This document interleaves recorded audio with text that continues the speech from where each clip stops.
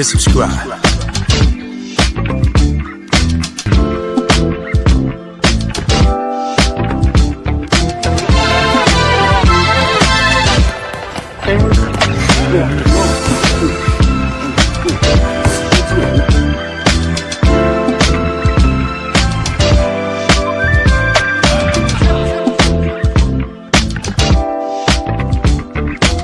Subscribe to my guy, Uncle D. Tell him Big Bad sent you. Spurling. I'm an attorney here in Houston, Texas. An advocate for black men, largely because I am a black man. I'm a black father. I have black sons. Hey man, I do what I do.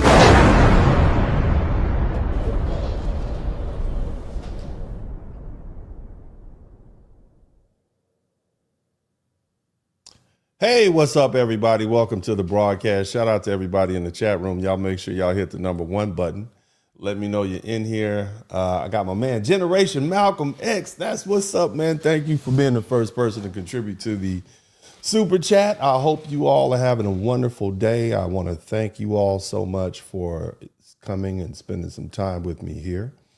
And as you know, we like to talk about things that are relevant. We like to talk about social things as, or should I say in the realm of social science.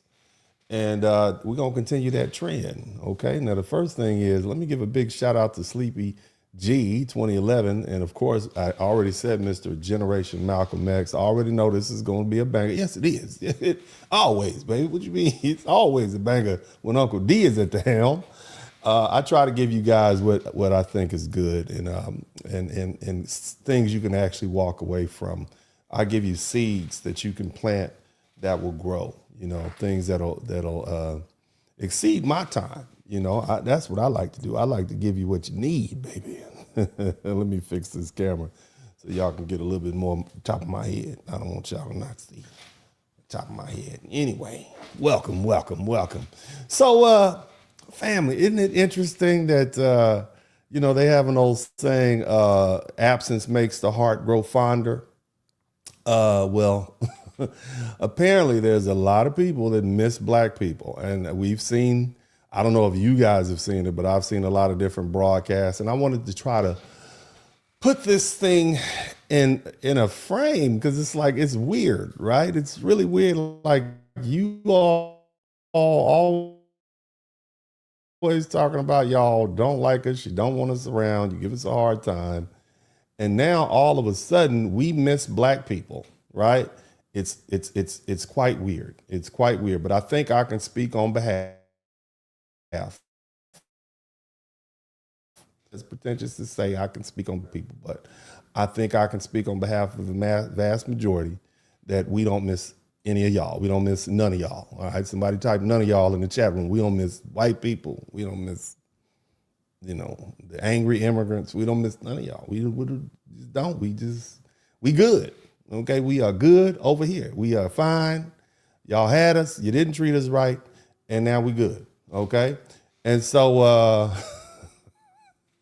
y'all can keep missing us all you want to. And we're gonna keep doing our line dances and minding our business. Somebody type the couch on the chat room. We're gonna be on the couch.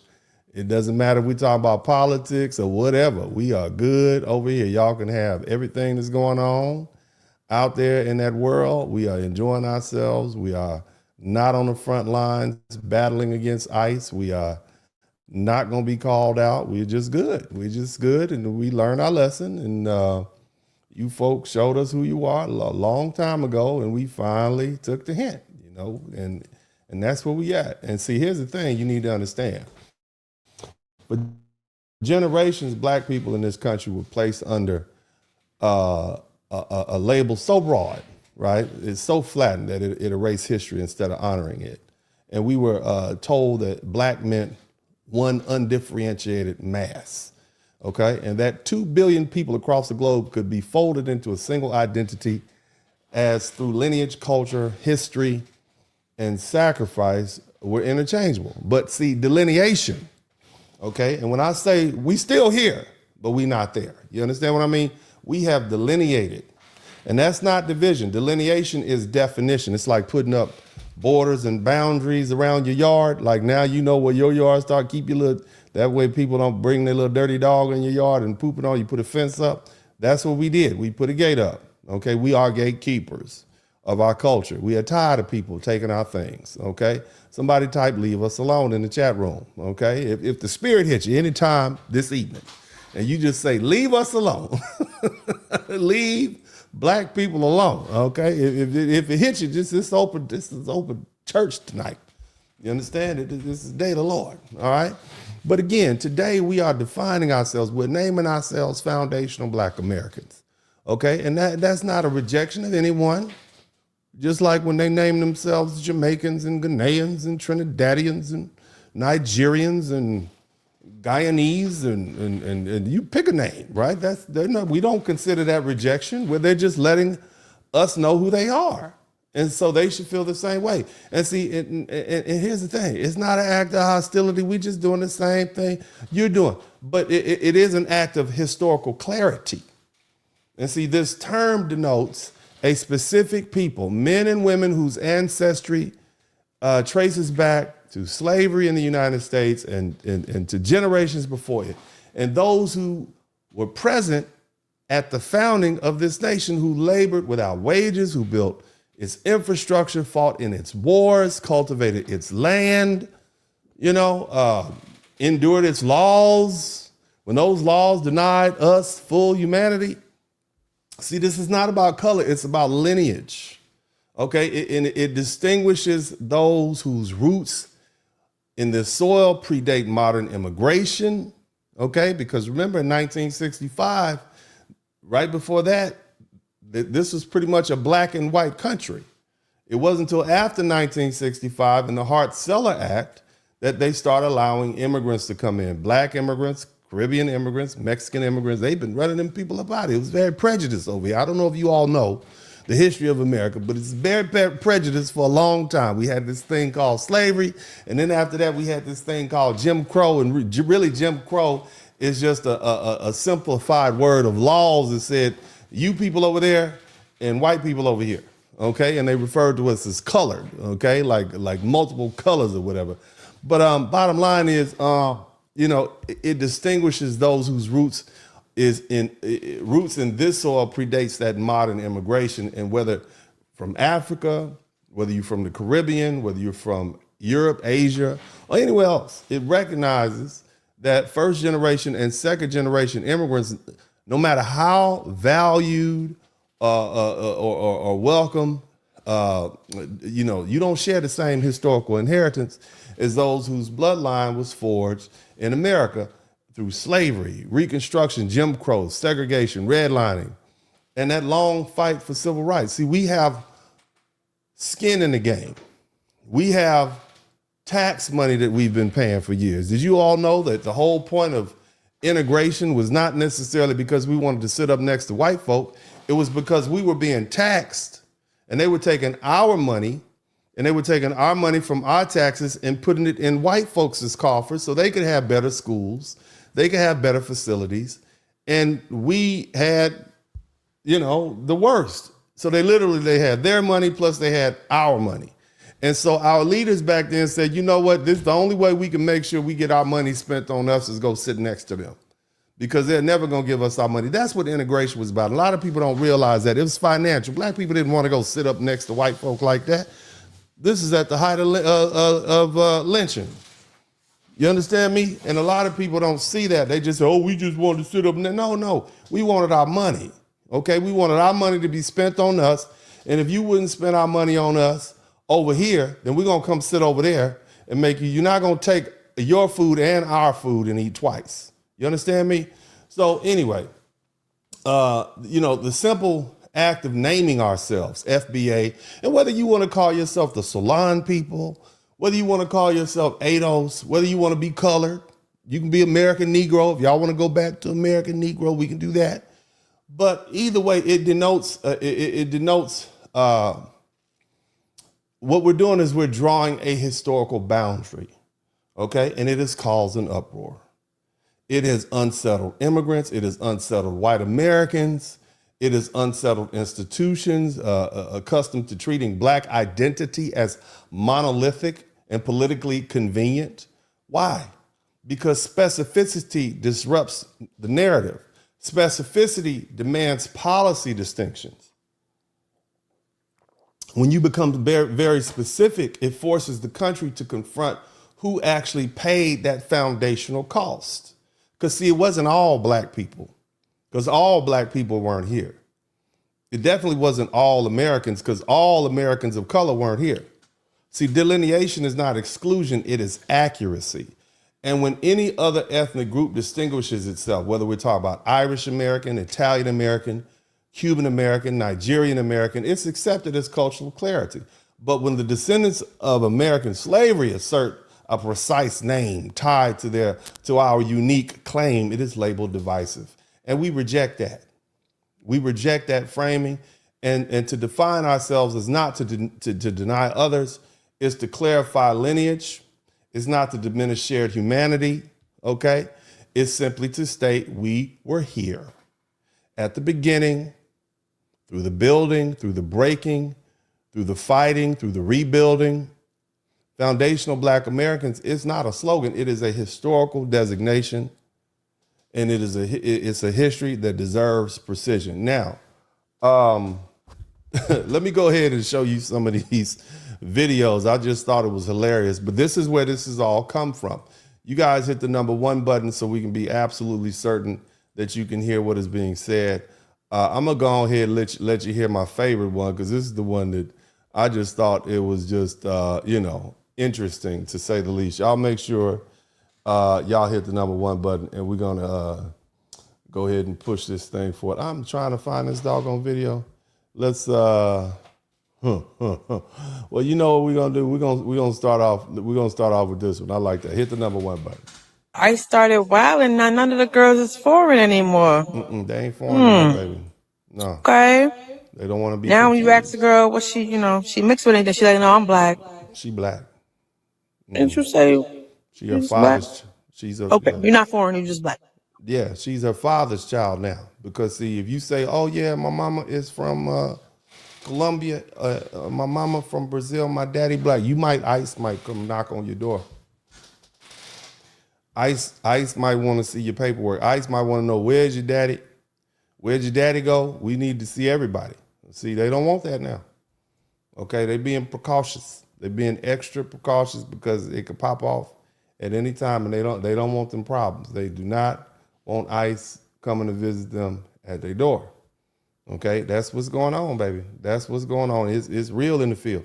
Let's go to the next video. You guys hit the #1 button when you hear it, and I'll try not to repeat that again, but I like to do that so we can be clear. All right, let's take another look at another video. You know what? Let's talk. I want you actually.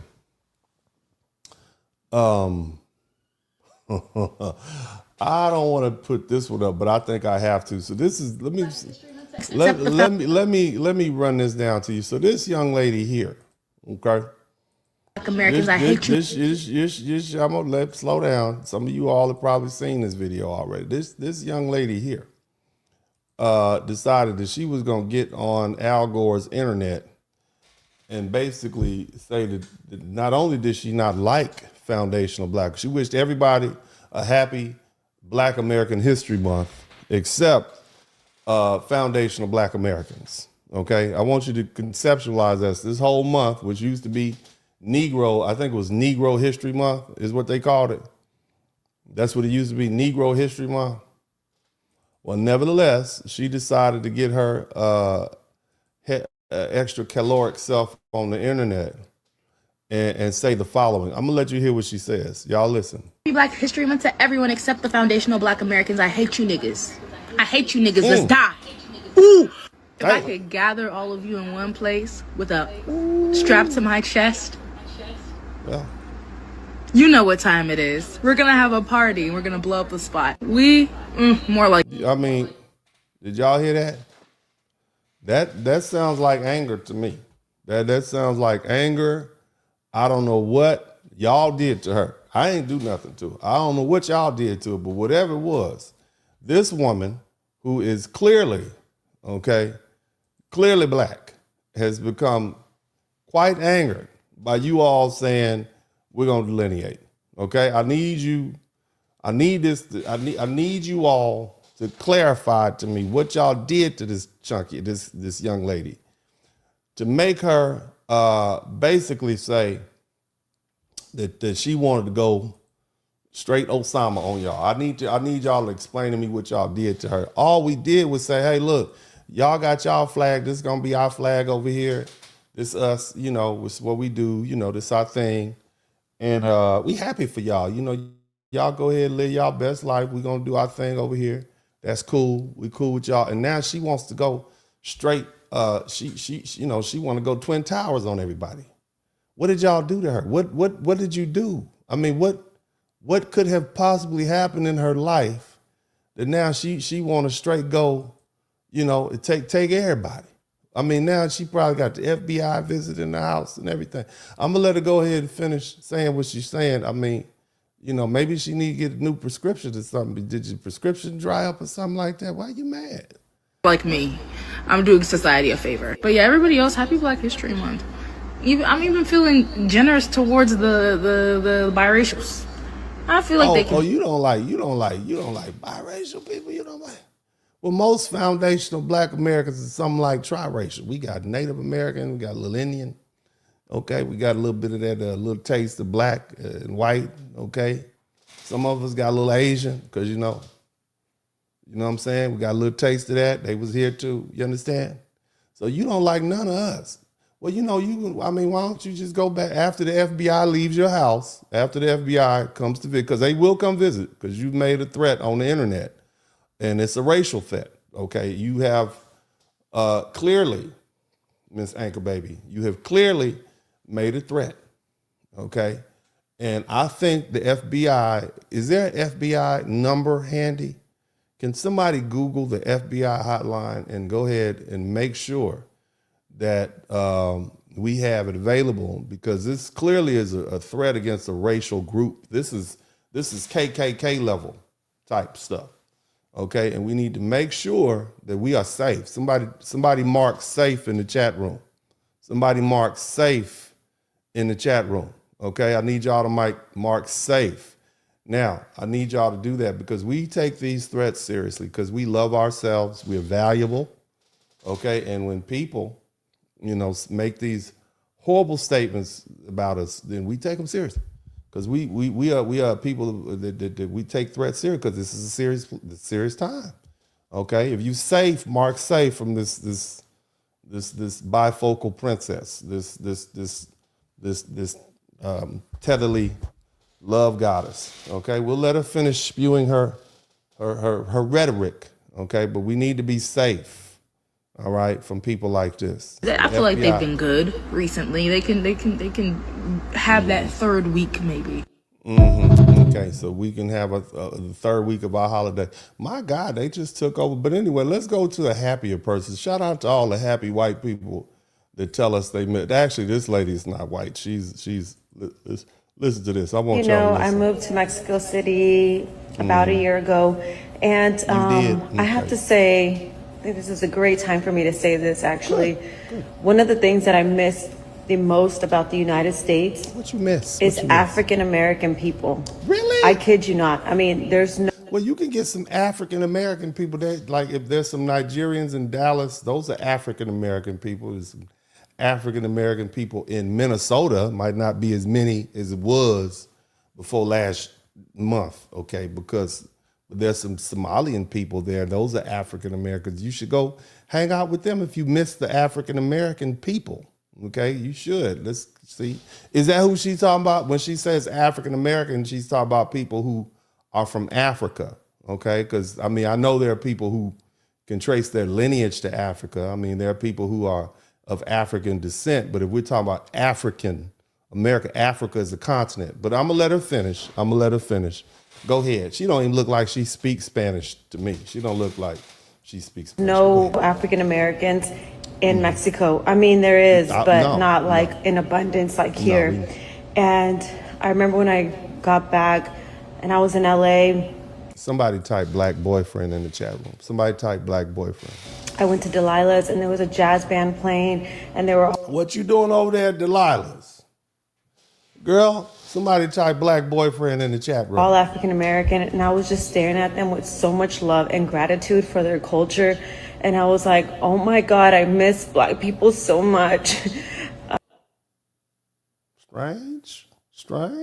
You just up there staring at black people. Somebody might fight you. You keep looking at them like that. But go ahead, baby. I mean, American Black people. Oh, I was just so grateful my for, bad. like, Hold on, did you hear that part? Let's run that back again, because I thought she said African American. She said American black people. She said somebody typed black boyfriend in the chat room. You went down there and it really wasn't the same. You couldn't hear jazz music. That's okay, baby. That's all right. Go ahead, finish talking. I mean, American Black people. American I was just so grateful for, like, what? Their culture, their influence in the United States, and me and us. From food, from language to music to dance to everything. And I was just like having like a moment when I got back. And anyways, I love African American people, and thank y'all so much for being such an integral part of my world and teaching us minorities, ethnic people how to speak. No, we're not minorities. We're not minorities. We're not gonna be melanated. We're not gonna be POCs. We're not going to be minorities. We're just going to be black. Matter of fact, we're going to be foundational black. Okay, get that in there. Foundational black. That's another word you can learn to pronounce. Foundational Black American. Okay? FBA. Okay, because that way you don't confuse us, because you might mess around and be like, yo, it's a black event. Oh, I'm going to go hang out with you dressing, you ready. Next thing, you at a Nigerian wedding and you don't have no money to pass out. Okay, you cheap. They might put you out, okay? Or you can end up, yeah, I'm gonna go to this party. It's a black party. You be in there and they be doing the Trinidadian Jamaican wine dances. You don't know what they saying. Bum, blah, blah, blah, blah. You don't know what it's like. What's happening? This is an auction. I'm there, $5, $3, $4, $4, $5. Sold to the man in the back for $5. No, you see what I'm saying? You see what I mean? So just, I'm gonna let you go, baby. Go ahead and finish your little words. Go ahead. Up and stand up for ourselves, and how to be leaders, and how to have good morals and values and ethics. And I hope y'all. Damn, we taught her all that. Wow, you should learn that in your own culture. But go ahead, baby. Go ahead. Enjoy the tacos, my people and me. We like black tacos better. Like I like. I'll get the little taco truck popping, but I need my tacos black. I need black tacos. It's the difference. Okay, a black taco might have hot sauce in it and black eyed peas. Okay, I'm just saying we like the idea. We ran with the idea, but we like black tacos. Somebody type black tacos in the chat room. Because them little Mexican tacos too small. I can't eat that. I need a taco. If I'm gonna get up like it's Taco Tuesday, I'm gonna make it happen. Black tacos. Shout out to somebody gave me a super chat. Zook. I can't say that. Thank you so much, Zook. Let's keep going. Go ahead, smile. And the music and everything. The music. Salsa, cumbia, tejano, everything. Yeah, that music, it's sourced. Okay, you got to go back to the black people that were in Mexico. Okay, all your music. I didn't say that. Santana said that. I know you know. We're going to give you credit, but I'm just saying. Your music is sourced from the blacks. The blacks did that too. But that's all right, baby. That's all right. I'm going to let you keep on going and saying what you, because I appreciate you. We appreciate this honesty. Appreciate it. You can spell that out if you want to. Go ahead. I hope y'all enjoy our contribution as well. But anyways, I just want to say I love African American people, and I'm so grateful for their. She done had a couple of black boyfriends. She done had some black boyfriends that her daddy and them didn't know about all the way back to junior high school. I can see that now. I can see it. You smiling too big. Would y'all love black people? You don't love all black people. It's some black people you like a lot. I can tell. I'm gonna let you go. Go on, finish. Their influence in my life in the United States and around the world. It's like the saying goes, you don't know what you have until it's gone. And I missed y'all the most when I moved to Mexico. Love y'all. Oh, no, you didn't. No, you didn't, boy. Now contrast that with that angry lady that wants to go Osama on us. people have different ways of showing their hurt feelings. Okay, and let's not be judgmental, but clearly people have a different way of expressing hurt feelings. The little angry lady with the glasses on, she was not happy. Clearly she was not happy. And I get it. I get what you're saying. But that's not a good way to, that's all that's gonna do is get the FBI over at your house. But let's keep on going and looking at more videos and examining. Let's take a look at this. Hit the number one. Shout out to the Dean. People who don't have a culture, y'all are really fighting for your lives to continue to attach yourselves to Black American culture. They are. Granted, a lot of y'all came in, got to know us. We're all melanated people. Yeah, we was with it. Some are Afro, some have lineage down the line, 10, 20, 30,000 decades ago with Black people in it. But that don't mean y'all are us. Y'all not us. And like, I'm watching these lives on TikTok and I'm just looking like, yo, they're fighting for their lives. Like, I never knew Black Americans had this much power. I know, right? I knew. I didn't know, but I know now. You know what I'm saying? You ever know something? I knew, but I didn't know. Like, I heard, like, yeah, they be playing your music everywhere, they dress like you and everything. But I didn't know like this. It wasn't until we stood up and said, you know what, we good, we about to leave. Oh, y'all not coming back? No, we ain't coming back. No, can we come over? No, you can't come over. Our family coming over. You can't have company tonight. And they just losing their mind. They losing their whole complete and entire mind. Let's keep going. Like, I knew, but I didn't know. Mm-hmm. He said, I knew, but I didn't know. Well, let's go back. I'm going to try to see if I can pull that one back up again. Y'all hit the number one button. Have a culture, y'all are really fighting for y'all lives to continue to, but that don't mean y'all are us. And like, I'm watching these lives on TikTok and I'm just looking like, yo, they're fighting for their lives. Like, I never knew Black Americans had this much power. Like, I knew, but I didn't know. And it's like, y'all better than us, right? Y'all had y'all flags first. Y'all are this, that, and third. Y'all have y'all islands. Y'all know where y'all come from. Right, we was Akatas. Don't forget, we were all Akatas, and they had all these things to say about us, and all this negativity was being spewed. You see what I mean? And here we are. We're no longer Akatas. Now we are the people that everybody wants to be. It's amazing that it happened like that. I don't know what happened, but here we are. Okay. Go ahead. Yep.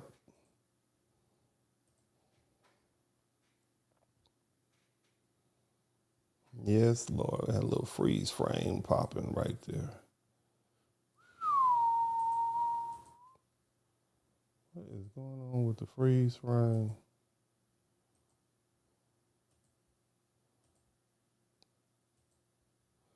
Yes, Didi. Hit this. Let's see here. In this Spurling podcast, click your mouse pad. Yeah, we out back. Hit the like, hit subscribe. Don't just hate watch, cause we outside. Let them hate watch, go and play pop. We just lay back. He don't play that. We on playback. We on playback. We go way back. Black men, yeah, we earn something. Tune in, gotta learn something. Uncle D podcast bump it. Likes up, hit the sub button. Black men, yeah, we earn something. Tune in, gotta learn something. Uncle D podcast bump it. Likes up, hit the sub button. This is Dennis Spurling podcast. Don't just hate watch, hit subscribe and let them know we outside. Don't hold hate, donate. Super chat, cash app. Put something in the collection plate. Church.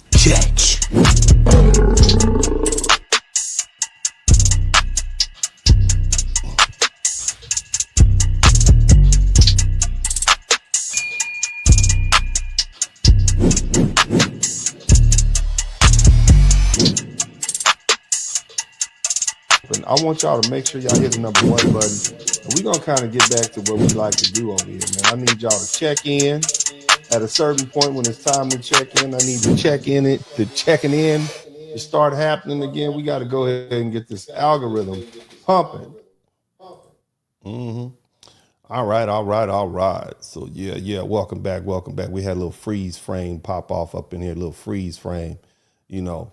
But either way, so you guys kind of get where I'm going with this, man. You can pick up what I'm putting down. It's really easy to understand where this is going. You got these people out here who are literally, you know, talking about how they miss black people. And it's crazy to most of us, especially considering the type of disrespect that we receive from people, okay? The names, it's like we're the brunt of all the jokes. Everybody has these negative things to say, and yet here we are. You know, folks are acting like, you know, the world just ended because they can't get black people to cooperate. We are sitting on the couch. But I got some more videos. We'll check some more out. Y'all hit the #1 button. Let me know when you guys hear this clearly. I'm going to actually, I got this one. This is from an Italian dude. Check this out. Hit the #1 button.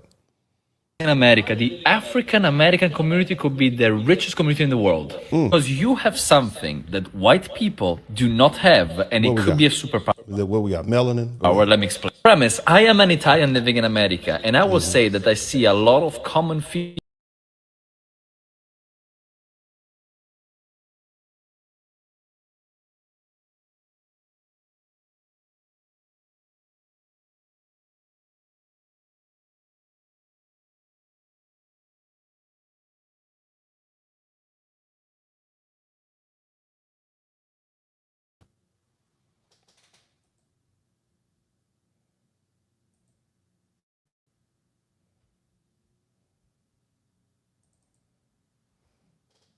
America, the African American community could be the richest community in the world because you have something that white people do not have, and it could be a superpower. Let me explain. Premise: I am an Italian living in America, and I will say that I see a lot of common features between the Italian community in Italy and the African American community. In car sales, and now I do housing, specifically low income and middle income housing. I've seen houses and the way people live across multiple, let's say, cultures, subcultures, and income streams, incomes.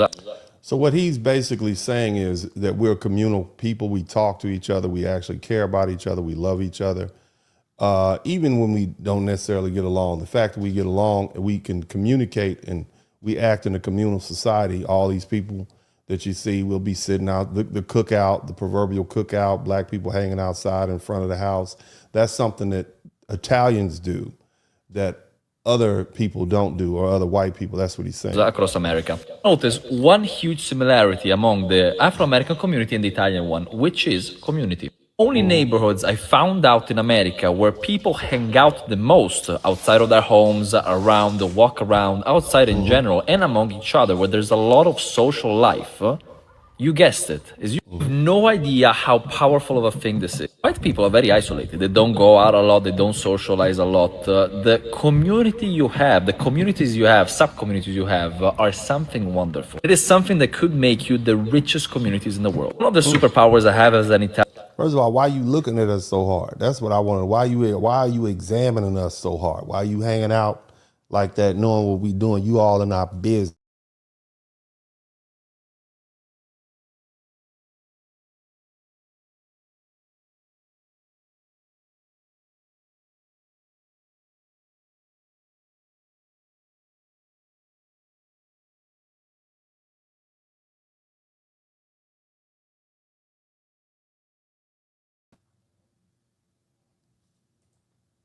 But as I was saying before I was interrupted, why is it that, you know, we have all these people looking at us?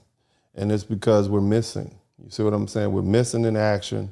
People want to know where we are, and we're just not showing up. Now, here's the thing. I want to kind of break off a little bit, and I want to kind of get back. I kind of established what I need to establish off rip, especially since we're having a few issues. There's a couple of more videos I would have liked to share with you all, but you kind of got the gist of where we were going.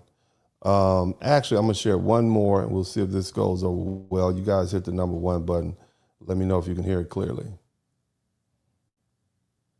Africans have devised a pilot program so they can find your genealogy records and classify you as African. Do not give them the information. Do not even entertain this program. Let them be dumb because they're trying. Well, Lil Mama is saying that the Africans in Illinois have come up with some sort of program where they want to investigate. Like, somebody type Region 6. Remember we talked about that Region 6 reparations, where the African Union has designated us as Region 6, the foundational Black Americans. Never claimed us before until we start getting this reparations talk. And now they want us to be Region 6. So if they can get enough Black American people to say, yeah, I'm from Nigeria, I'm from this, I'm from Ghana, I'm from Sierra Leone, I'm from the Gambia, then they can use that as leverage to say, see, these people have African descent, here's the record, ...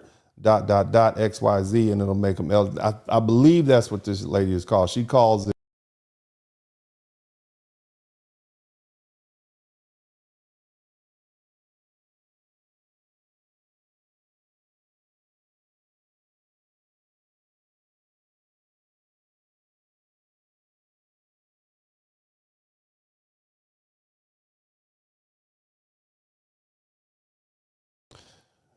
But again, she refers to it as the Find Your Roots program in Illinois. Okay.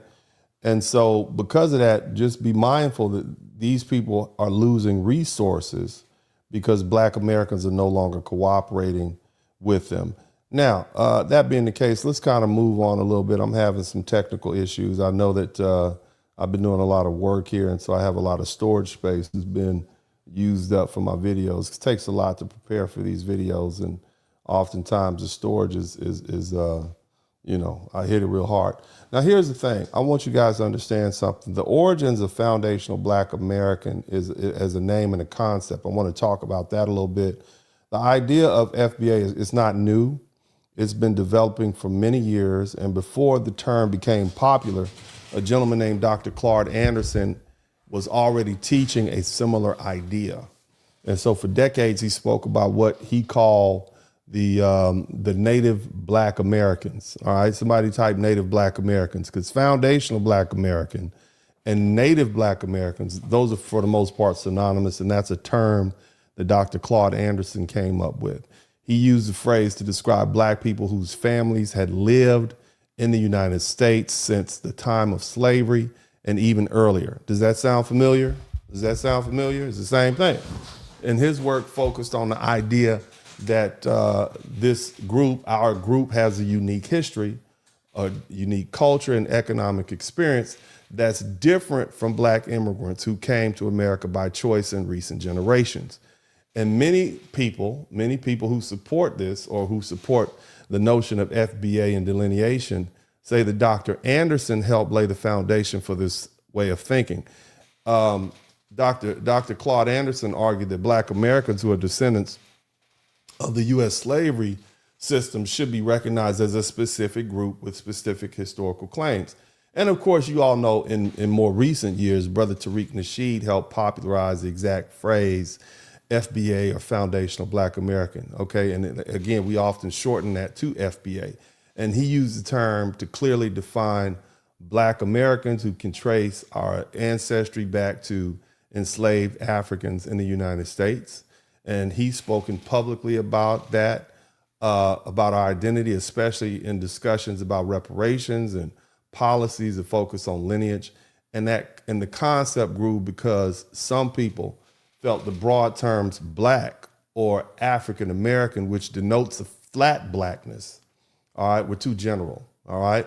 And so we believe that these labels group together people with different histories. I don't share anything in common with somebody from Senegal. We don't have a shared history. We don't have a shared culture. It's different. Shout out to Renam. Thank you so much, baby. And of course, we like the term, all right?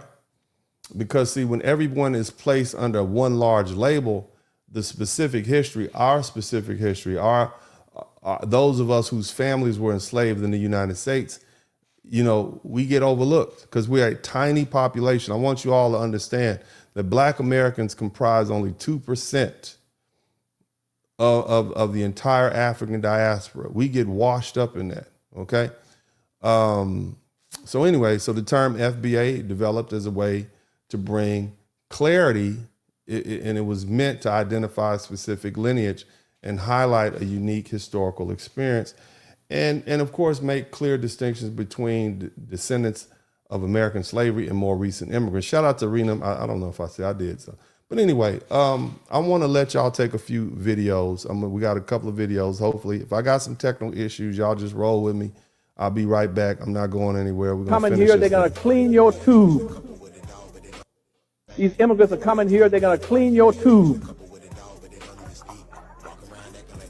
They're clean. The immigrants are coming here, not coming here to be your friend, to get along with you. They're coming here to displace you, to get ahead of you, to get over you. And these immigrants coming here, they're taking your lunch and eating it. I mean, this brother was saying this in 1994. This is 30 years ago when it was very unpopular. This was at the height of the black and brown, okay? All right, this is what was going on there. He's running around trying to get along with them. They are not going to march on your behalf. These immigrants are coming here. And they have not marched on our behalf, have they? They have not. Matter of fact, as he said, they came here to clean our tubes. Let's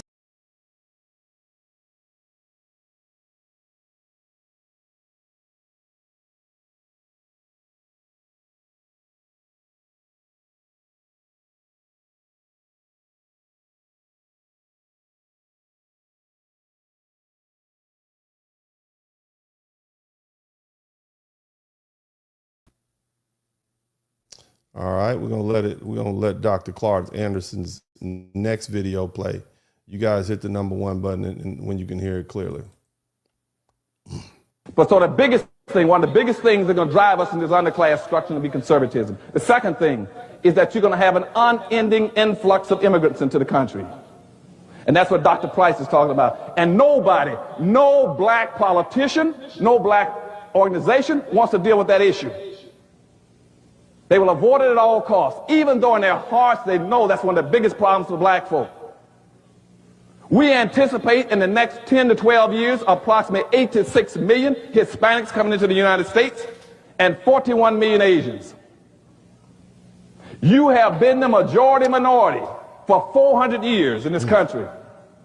You have been the #2 population for 400 years. You're going to get kicked out of being #2. You're going to go down and become #4. Now, common sense, even a third grade education would tell you, if you didn't get anything when you were #2, he cannot make. Now, this is Joe Biden talking. Exceptions. I got another. I'm gonna let you all hear this next one. Again, I'm having some technical issues, but we're gonna work through this, and I'll clear off some of these documents once I get this initial part out the way.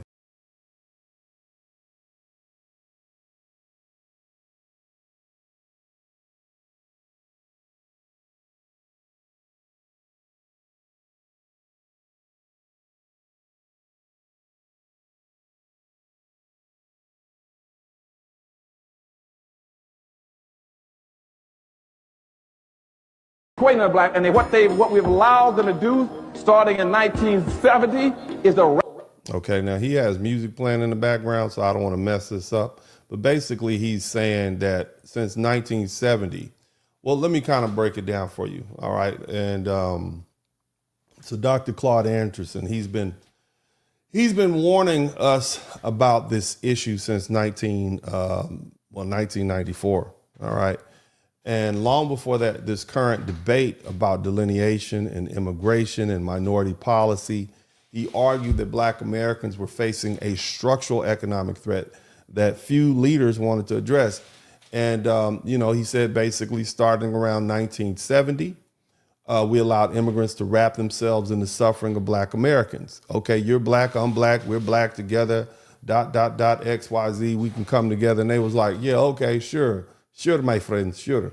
And, the immigrants, they don't share the legacy of American slavery. They don't share the same historical disadvantages, right? And yet public policy began equating them with black Americans under the broad label of minority. It's a trick. Even you all referring to yourselves as melanated is a trick.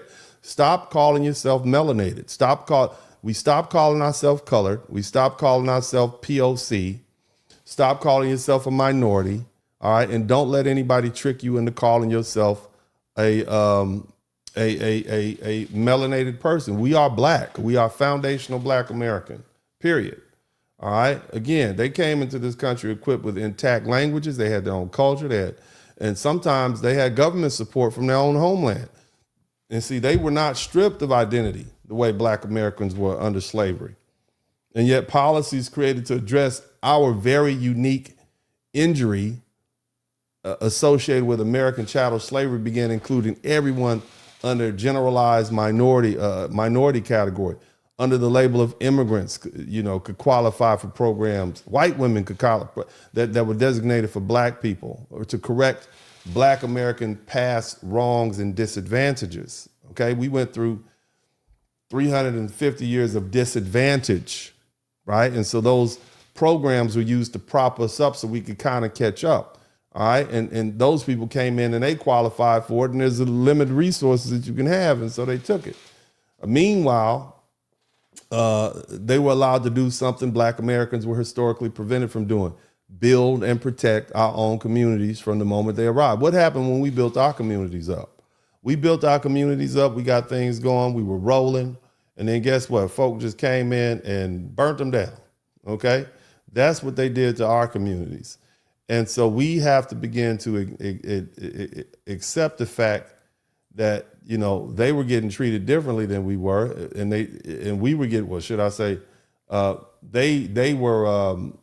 they had some privileges that we didn't, okay? Every immigrant group that comes to America looks for people who look like them and builds economic infrastructure within their own group. They got a shared language, shared custom, shared religion, etc. And so they build businesses. They circulate money internally. They support their own schools and churches and political representatives.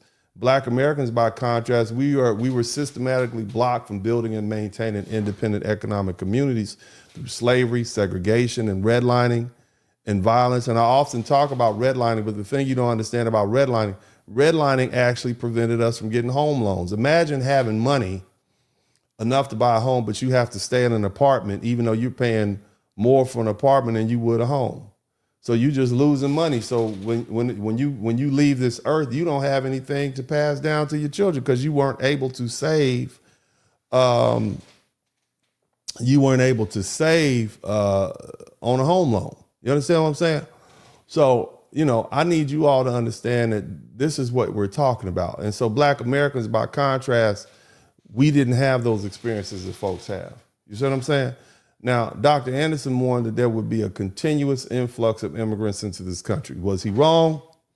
Was he wrong? He predicted that as the immigrant population grew, Black Americans would lose their demographic position as the largest minority group. And for 400 years, Black Americans were primary minority. It was a black and white country, okay?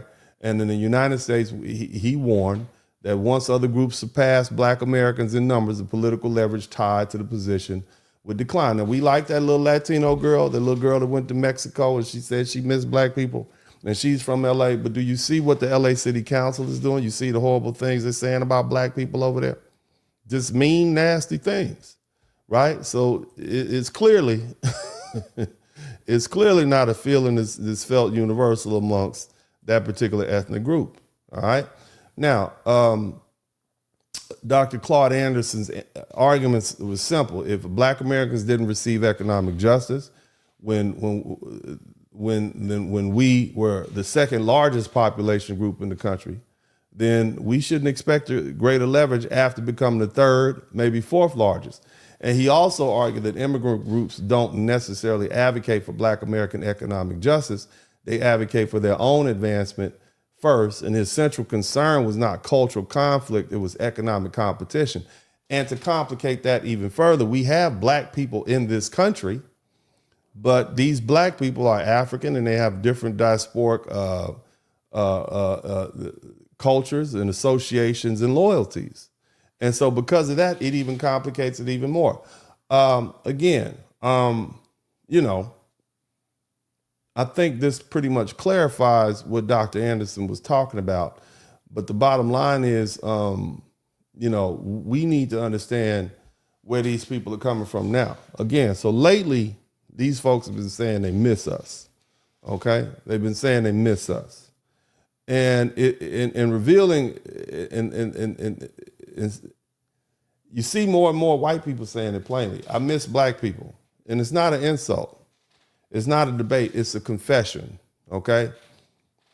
But the question we need to ask ourselves is, where is this coming from and what does it really mean?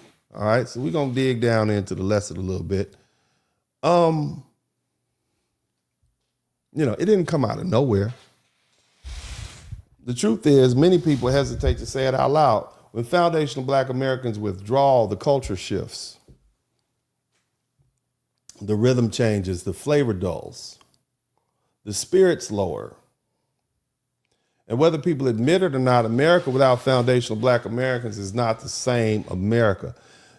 And this is not arrogance, right? I don't think anybody would disagree. We're a distinct branch of the African diaspora, not because Africa lacks its own greatness or the Caribbean lacks, we're not saying they lack their own brilliance, but because our culture was forged under conditions that were very different from other African descended populations. I want you to listen. You're going to learn something. Okay? Africa carries ancient civilizations and kingdoms.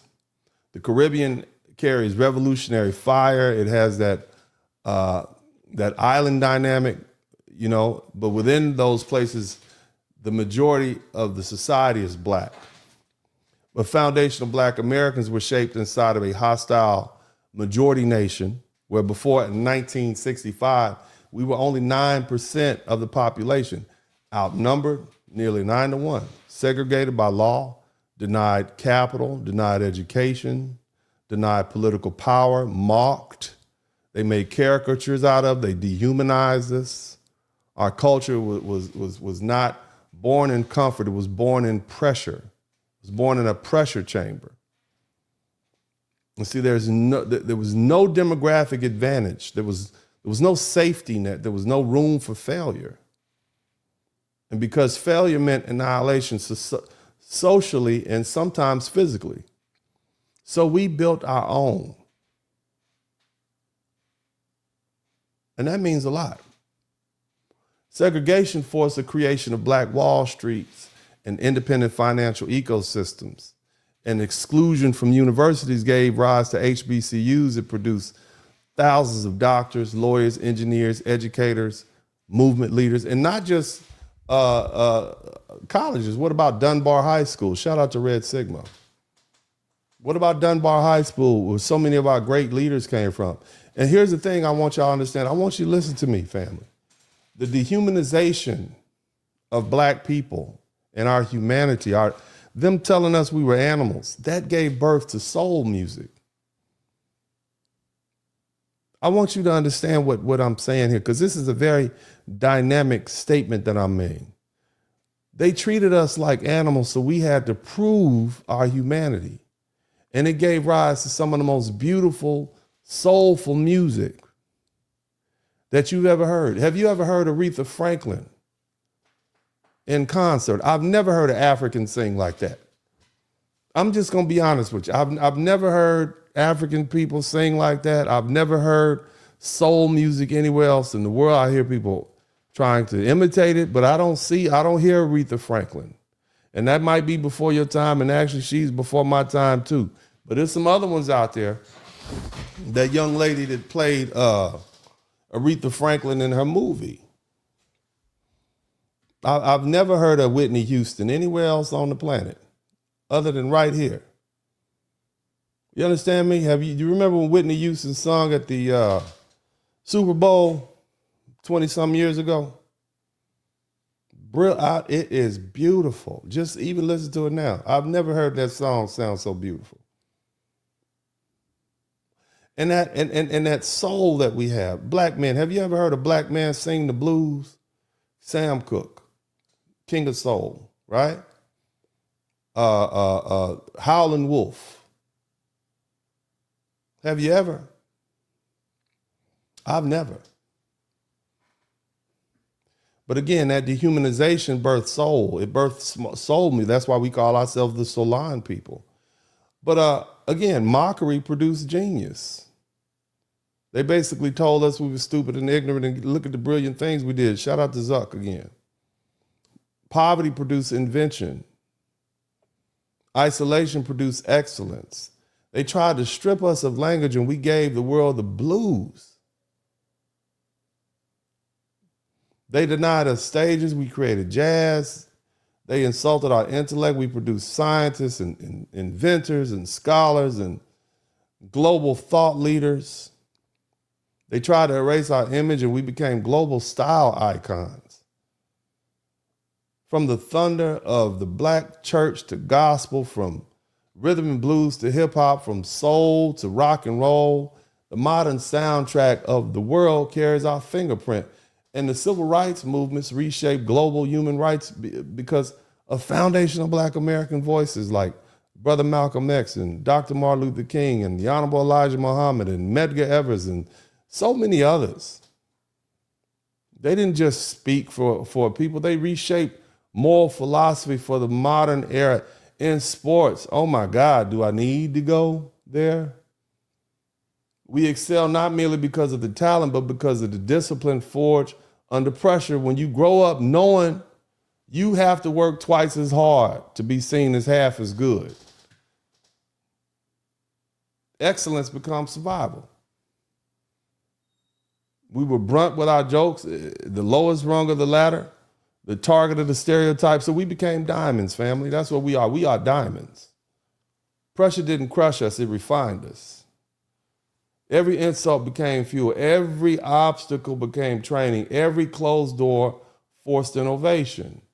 And see, there are billions of people of African descent worldwide, but and the foundational Black Americans represent only a tiny, small 2% fraction of that population. Yet our cultural output and our global influence are disproportionate to our numbers.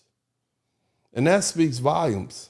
Travel anywhere in Europe, Latin America, or Asia, and when people imagine Black excellence in music, athletics, fashion, or political courage, they're often imagining us, this little old group of people somewhere between Florida, New York, Alabama, Mississippi. You understand? That's it. Our culture travels, our style is copied. Our slang is borrowed, hell, stolen outright. Our artists sample, our movements inspire. Look at what Michael Jackson did for the world. There's no replacement for that. And not because others don't lack beauty, but because our culture has engineered, it was engineered as a survival mechanism. Instead, inside a society that constantly tested our humanity.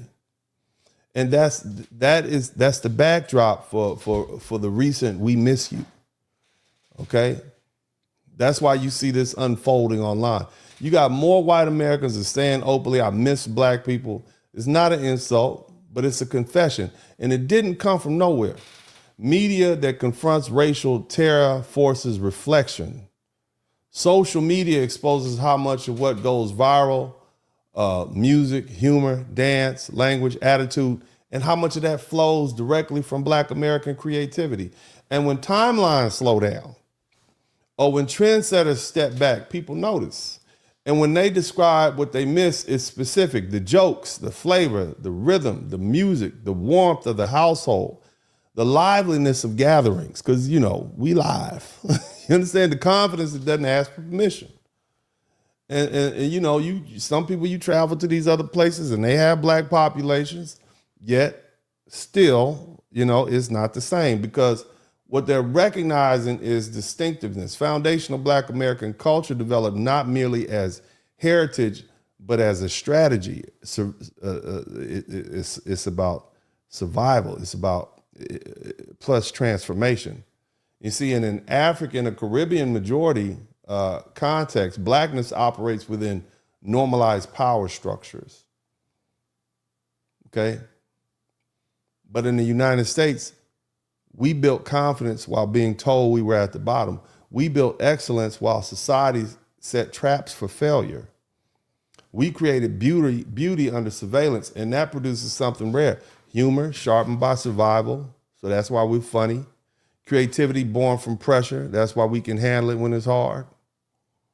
Confidence forged without institutional affirmation, we can walk anywhere we need to be. whether it's the hood in the ghetto or a courtroom. We got that. You see? And see, that's the uncomfortable truth behind we miss you. Or should I say the trend? See, they miss the energy more than the people. They miss what we generate. They miss our spark, the sound, the atmosphere, because our culture has been the heartbeat of modern American identity. And when the heartbeat quits or quiets, the room feels different. But if the culture is missed, the full humanity needs to be missed too. Don't just say you miss our things and you miss what we produce, but you don't miss us. That's fake. That's like having a woman you like for sex, but you don't actually miss her company, or a man you like for money, or ladies, a man you like for sex, but you don't really like him. Same thing, you understand? But see, foundational Black Americans are not aesthetic. We're not a trend engine. We're not here to serve you. Okay, we're not a mood booster for your bland entertainment. We're people forged in fire, refined by pressure, and we illuminate the world. Now, I need you all to make sure you subscribe to the channel. I need like 20 people to subscribe to the channel so I can get to 93,000. Okay, yeah. So all right, we are moving right along. Let me double check. I need y'all to make sure you subscribe to the channel if you hadn't already. Okay. And of course, if you learn something, I should earn something.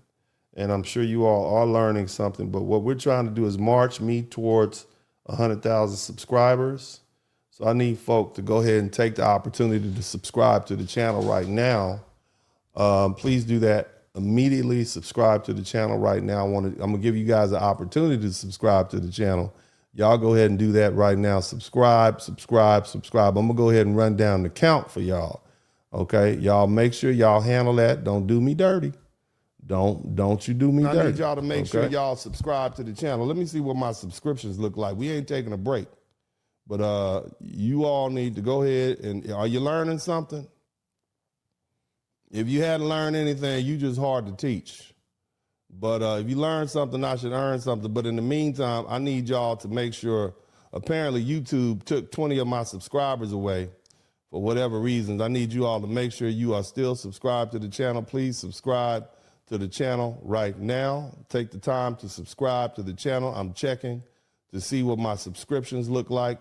Right now, I need you all to take the opportunity to subscribe to the channel. You'll never get another person as bold as me. I need, I need approximately 18 people to subscribe to the channel so I can get to 92,600. I need 18 people to subscribe to the channel so I can get to 92,600. Okay, so take the time and hit your little button and subscribe to the channel right now. I know you hear me. I know you hear me. I know. I'm looking at you. You right there. You with your phone like this on the side of your face. I'm looking you in the pickup, you in the truck with your phone down there listening to me in your truck. You riding across the country. Yeah, you. I need you to subscribe to the channel right now. Don't play. All right? Go ahead. Go ahead. You sitting in there ignoring your girlfriend, listening to me, go ahead and do it. Go ahead. Everybody who have something else to do and you sat up here and decide to listen to me with your earphones on, subscribe to the channel right now. I'm talking to you. I'm talking to you. Yes, you. Is he talking to me? I'm talking to you. You with the shirt on. I'm talking to you right now. And I'm talking to you too, lady. I'm talking to you with the bonnet on your head. All the women with bonnets on your head. Every woman with a bonnet on her head, I need you to subscribe to the channel right now. All right? Fellas. All the fellas with crusty feet, I need you to subscribe to the channel right now. I need my crusty feet crew. All the brothers that have not put lotion on their feet and they got ashy ankles, I need you to subscribe to the channel. All the white supremacists who are waiting around for me to get the Black committee to issue an official apology, I need y'all to hit the subscribe button now. Go ahead and do it. All the angry Muslims, All the angry black Muslims, I need you to come in here.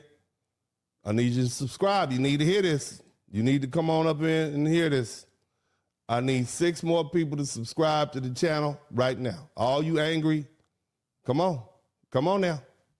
Don't run from it. Don't just be happy it's not your day. Just be happy it's not your day. I'll be on them. When people die, I give them their day. Haitians, they caught hands last week. They caught hands last week. The poor Haitians, they was like, what are you doing to me? We are doing. Yeah, I caught hands. It's not your day today, baby. Subscribe to the channel today. Go ahead. We need 5 more people to subscribe to the channel, and I'll get back to work. I need 5 people. Out of 600-700 of y'all, I need 5 folk. You send this to a friend. Send this to your Muslim friend. He about to do his hadith. You over there, talking about don't eat pork. Don't eat pork. Send him this. Next time you say, that's why I've been eating them pork rinds in front of you right now. I didn't know. Yeah. I need 5 people. All I need is 5 people to subscribe to the channel, and we will be at 92,000. Okay, I need 4 people. Don't hate watch. You're not going to sit up here and hate watch me. You're going to subscribe to this channel. 3 people. I need 3 people to subscribe to the channel. I need 3 more people. Look where we at. I want y'all to see where we at. Okay? See that? See, you can't see. It's almost, I need 3 people to subscribe to the channel, and I get back to work. I got more to say. I'll talk to you. 2 people. I need 2 people. I got 92,598 people. Subscribe to the channel now. 1 person. I need 1 person to give me the 92,600. And I get back to work. I'm going to get back to work as soon as y'all give me my 92,600 people. There we go. Praise God. See, that wasn't so hard, was it? Now let's get back. Let's get back to where we at. I'd like to thank all the crusty feet people, all the ladies with bonnets on. Okay, I'd like to thank all the angry Muslims, all the white supremacists. Everybody's welcome here with Uncle D, baby. Everybody welcome to get this work. Uncle D is passing out the truth over here. I'm here to hurt your ears, make you feel bad. Yeah, next time they tell you don't eat that pork sandwich, brother. You know you worshiping the damn racist ass religion. You got that brother-in-law trying to, yeah, man, when you gonna come down to the mob? You know you're racist, man. But anyway.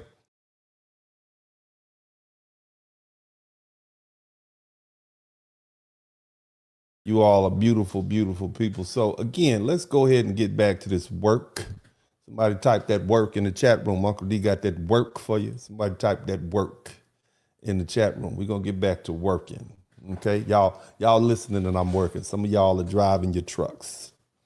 Some of y'all some of you ladies got your cold feet on your man right now. You got his feet. I want you to take them cold feet and I want you to stick them right up under his back, okay?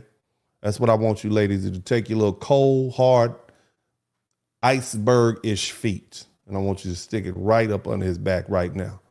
Go ahead and do that. Go ahead and take the ladies with your bonnet on. I want you to shift your bonnet to one side of your head.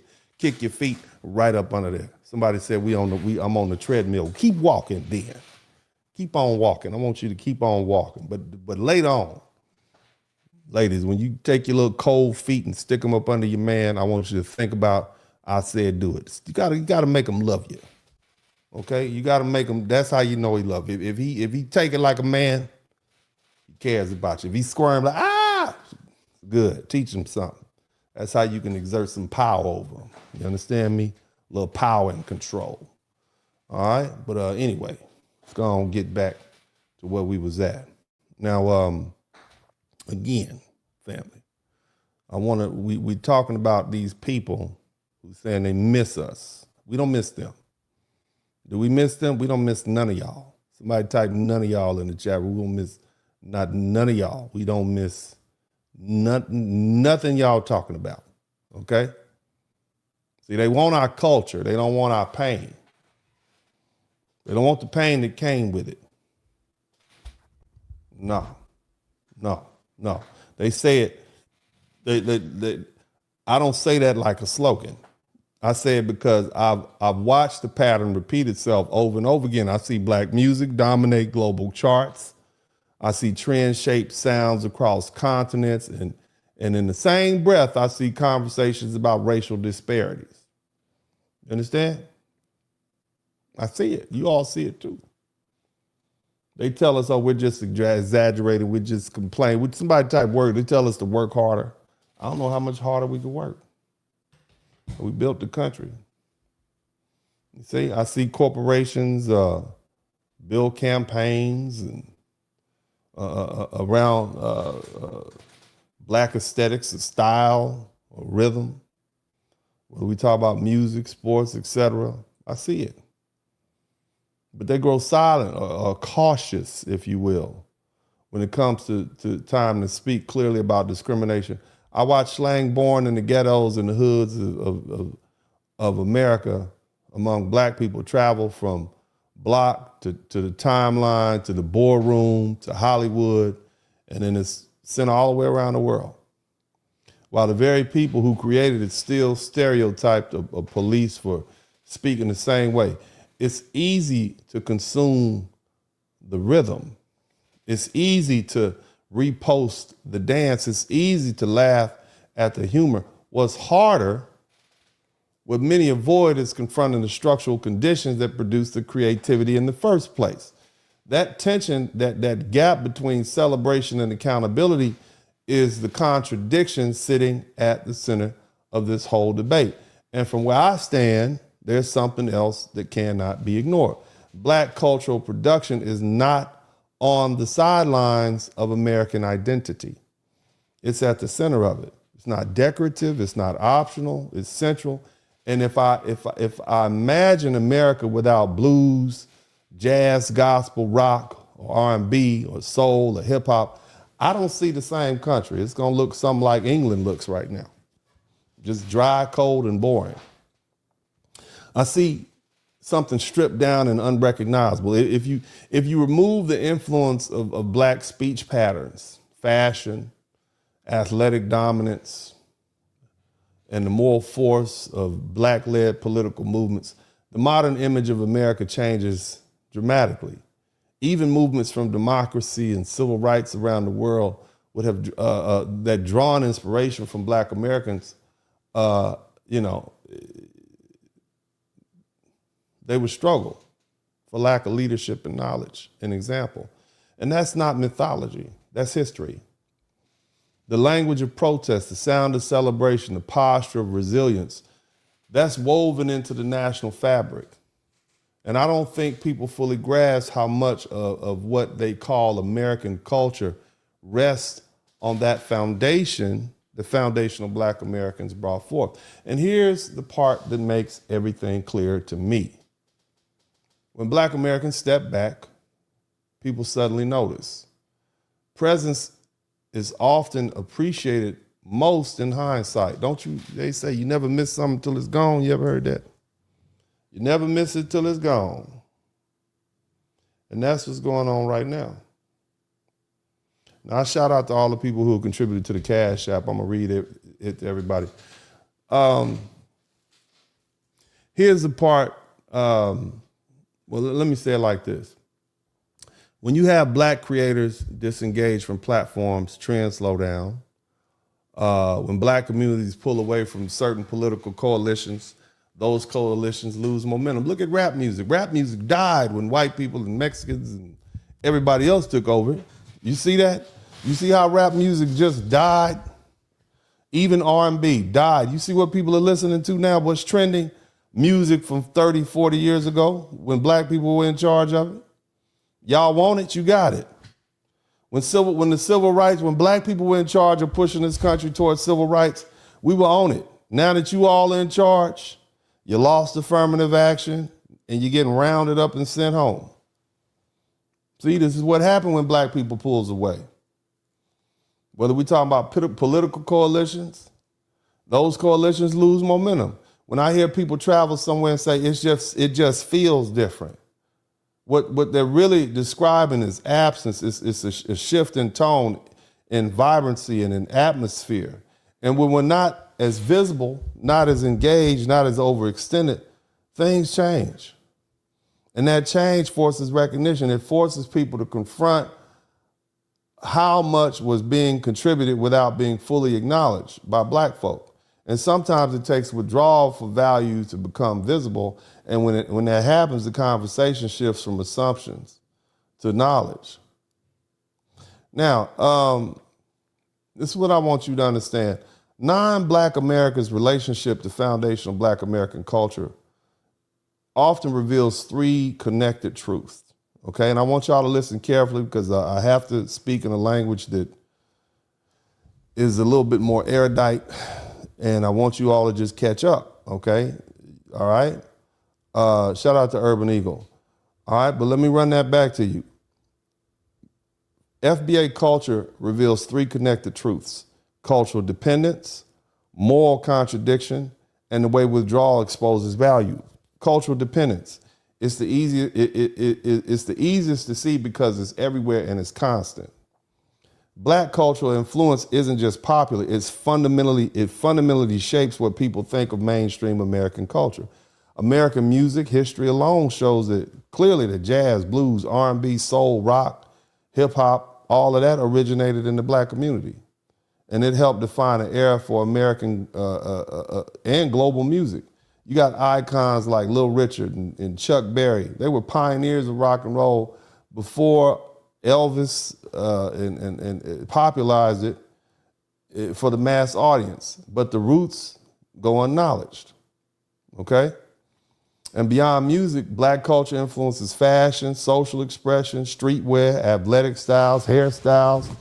You understand? Whether we talking about cornrows or do-rags. We might not have invented it, but we made it popular because they watch us. You see, every day gestures like a high five or can trace back to the black communities. And over time, they became staples of global youth culture. And in language, many phrases rooted in the African vernacular language. Words like spill the tea, savage, woke. They become mainstream slang, even as the deeper history of that language is overlooked. And see, that's dependence. That's not just borrowing trends, but it's borrowing culture without always recognizing the source. People who never lived in the black community still embrace the music, the style, the humor, the expressions, because black culture consistently generates what the broader society considers cool or fresh or authentic. The moral contradiction, which is the second part, it comes when the same people who joyfully consume the culture refuse to confront the conditions that produced it or resist black people having agency over it. You know, an example of this cultural appropriation in music and fashion, you can see it all the time. You got non-black artist Miley Cyrus. Now, I know personally that twerking developed in New Orleans in the 1980s, okay? I know. Don't ask me how I know, but I know, okay? I synced it. I was at Grambling State University at this little club called the Renaissance, which is about half of 2 miles up the road, up R.W.E. Jones. And the first time I saw girls twerking was at the Renaissance. Now, we in the middle of Louisiana, North Louisiana, and you know, it was a hot, sweaty little room, and they were twerking. I didn't know what the people were saying. All I know, you know, what was it? Bounce biggity bounce for a bottle of wine, bounce biggity bounce for a second line. Bounce biggity bounce for a bottle of wine, bounce biggity bounce for a second line. Do it, baby, stick it, baby, do it, baby, stick it, baby, do it, baby, stick it, baby, do it, do it. I'm like, what's going on? What are they doing? Why are they gyrating their butts like that? You know, I'm up there trying to do my little California cool dance, and they like, do it, baby. No, daddy, you got to do it like this, you hear me? I'm like, I don't know what you said, but if you keep moving your derriere like that, I will definitely participate in this dance. Bottom line is, you would never know that. Based on Miley Cyrus, you think she invented it, okay? And so that's just, you know, that's what I'm talking about. Whether we talking about black styles and sounds, you see, You think about pop artists using hip hop aesthetics or adopting vernacular. Whether we talk about Iggy Azalea, using African American English in ways people would definitely consider insensitive or inappropriate. You got fashion and beauty brands. They profit from trends pioneered by black creators, and they fail to even give them credit to the creators in any meaningful way. Meanwhile, black people, particularly black women, are sometimes judged harshly for the very styles others celebrate and when worn off a black woman's body.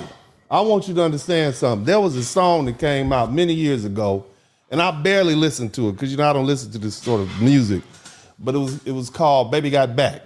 It was by a gentleman, a great American poet from Seattle, okay?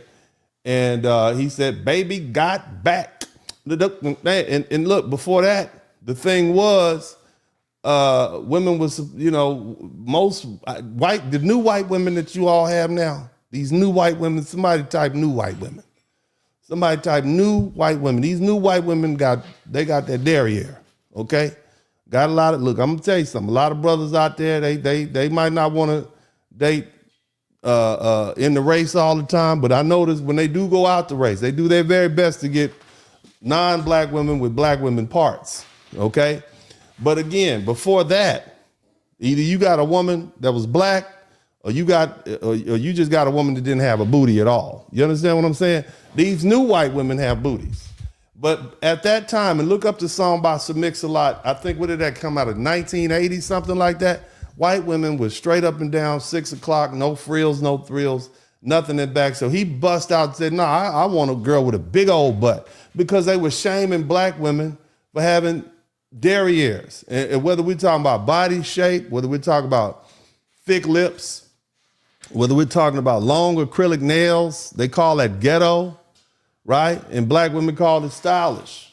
White women call it hood. But now look, you see what I'm saying? Now look, right?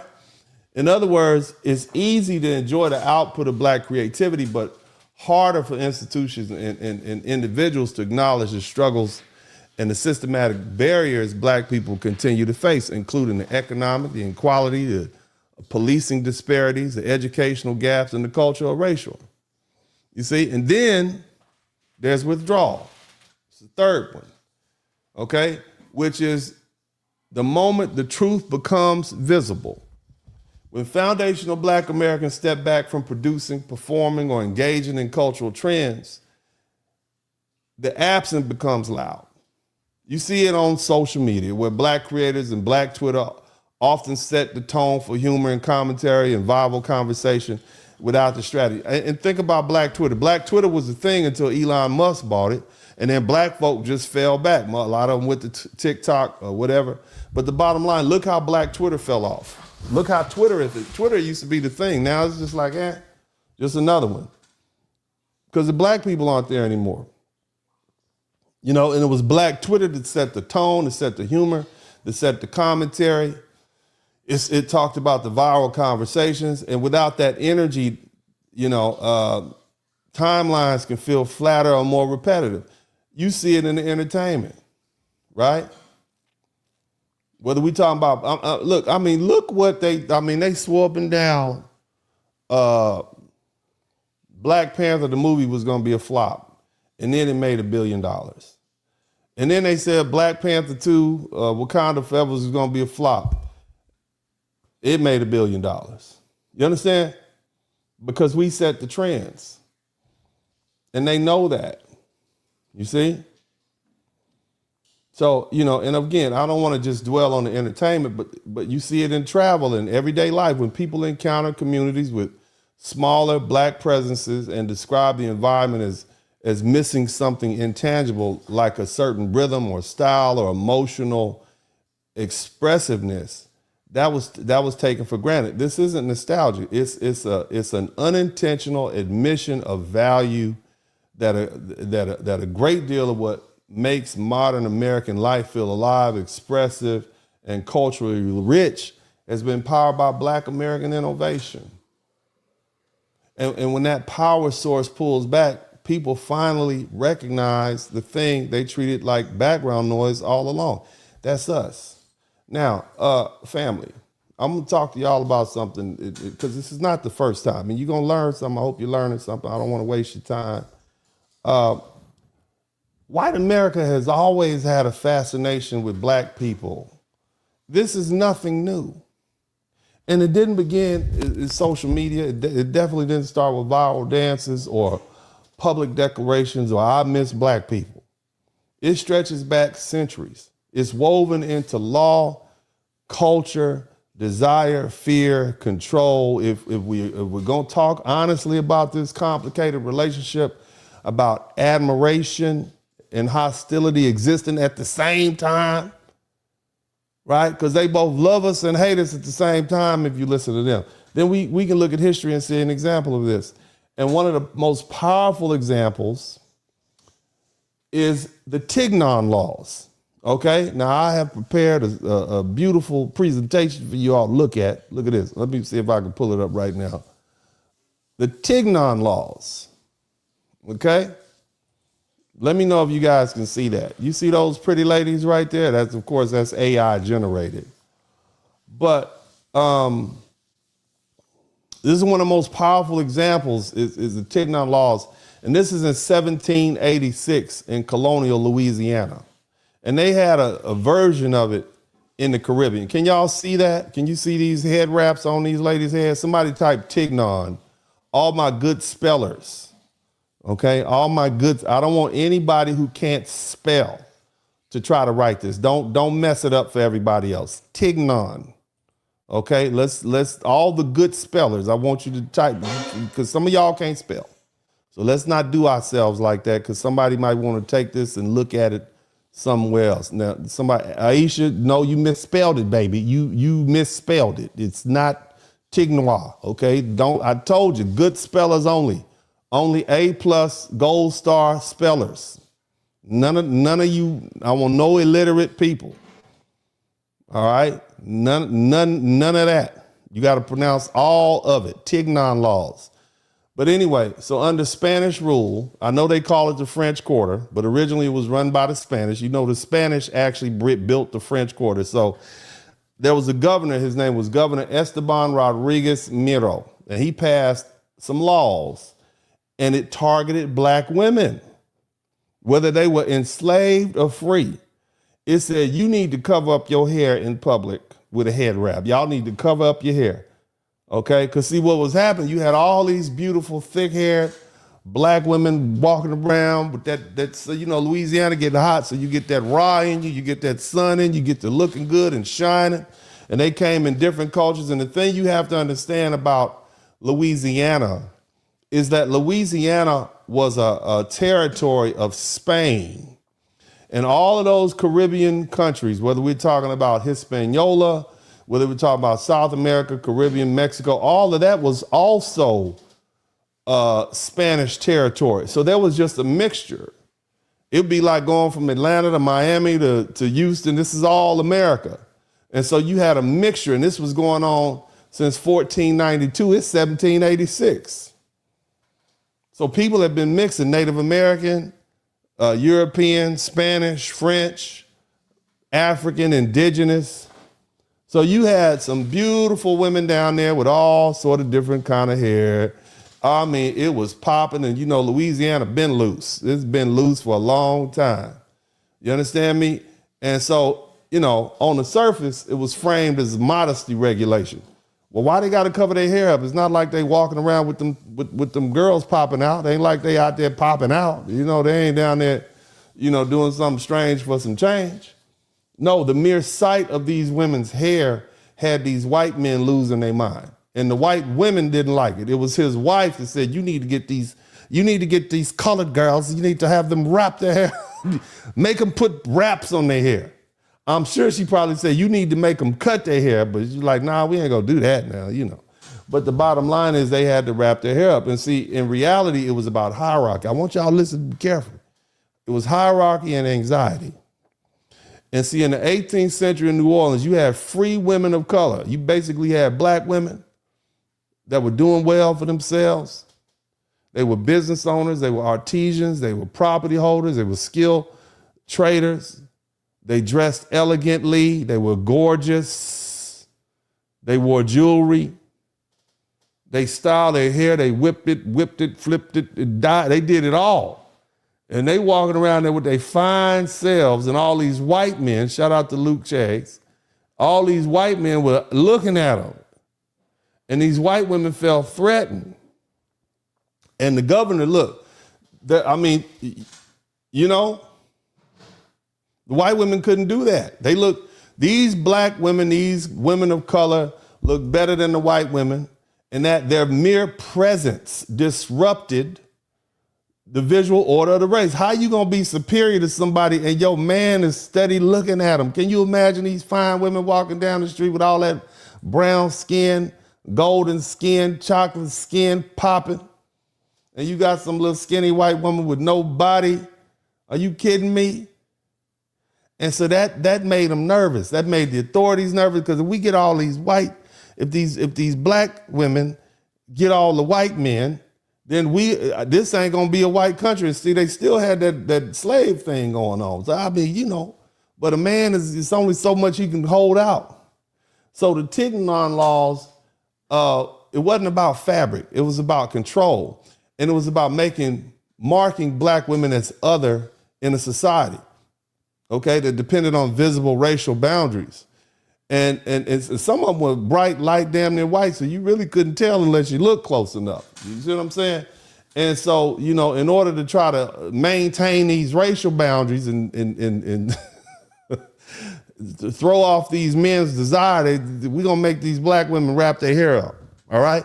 Because it was a layer of sexual anxiety beneath it.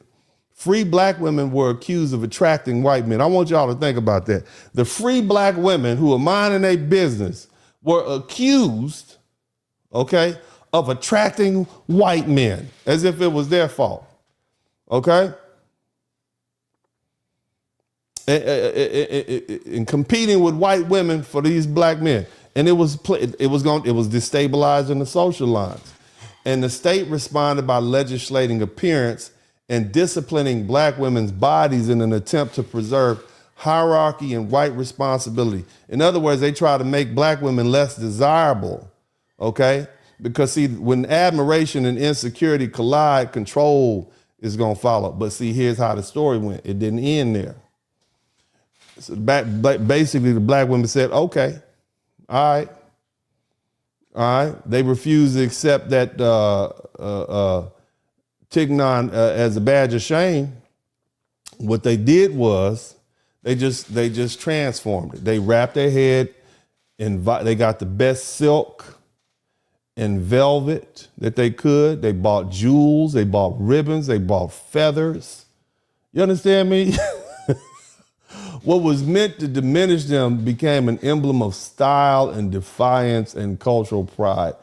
A law designed to reduce the visibility of became a platform for even greater presence. So now you basically telling these black women, yeah, you got to cover your hair. Okay, we're gonna cover it. We're gonna cover it with silk and velvet and jewelry and feathers. It's gonna be a whole headdress. Talk about attention seeking.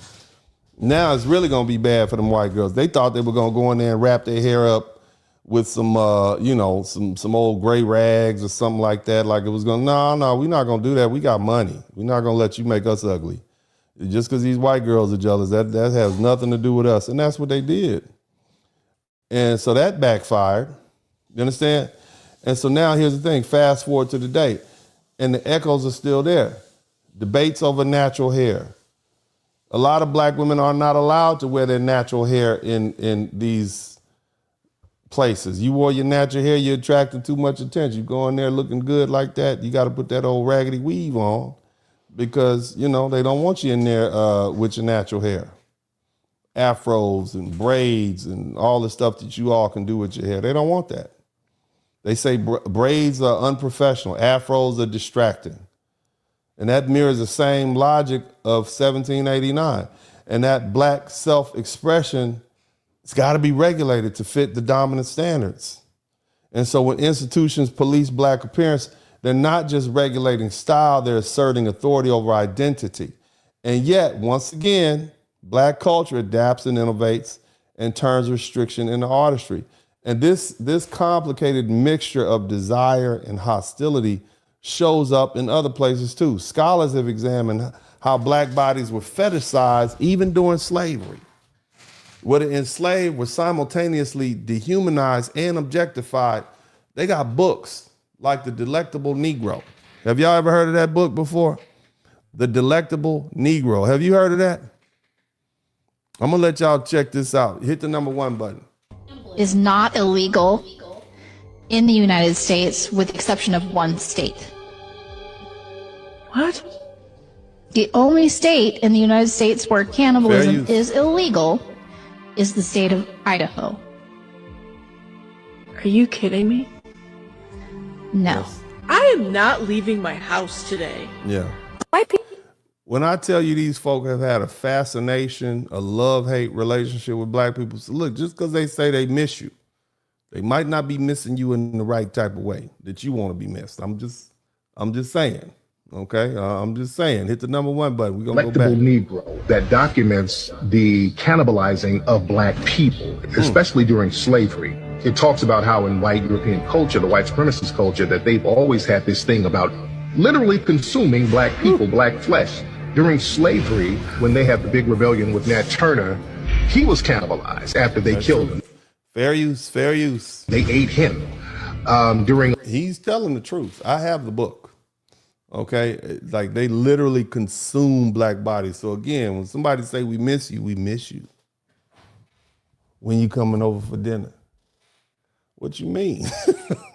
You might end up being there. Look, just because somebody say they miss you does not mean it's a compliment, but I'm going to let Brother Tariq keep talking. A lot of lynchings, they would cook and barbecue people, and they would actually eat the people that they would lynch. So this was something that was a part of the white supremacist culture, consuming us literally. A lot of the mummies that was taken out of Africa was taken to Europe and sold, and they used it as medicine. Mummies. Like they would take the mummies from Egypt and they would literally grind the mummy dust up and turn it into like tea and ointments. These are ancient African bodies. Are y'all listening to me? I know y'all was like, well, I thought we just took a hard left on this one, didn't it? The whole broadcast just went a hard left on y'all. But you're learning something, and that's all that matters. Keep going.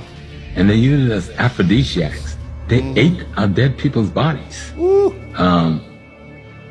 And cannibalizing us is nothing new. You see why we wanted to stay segregated from these people? We just wanted our money.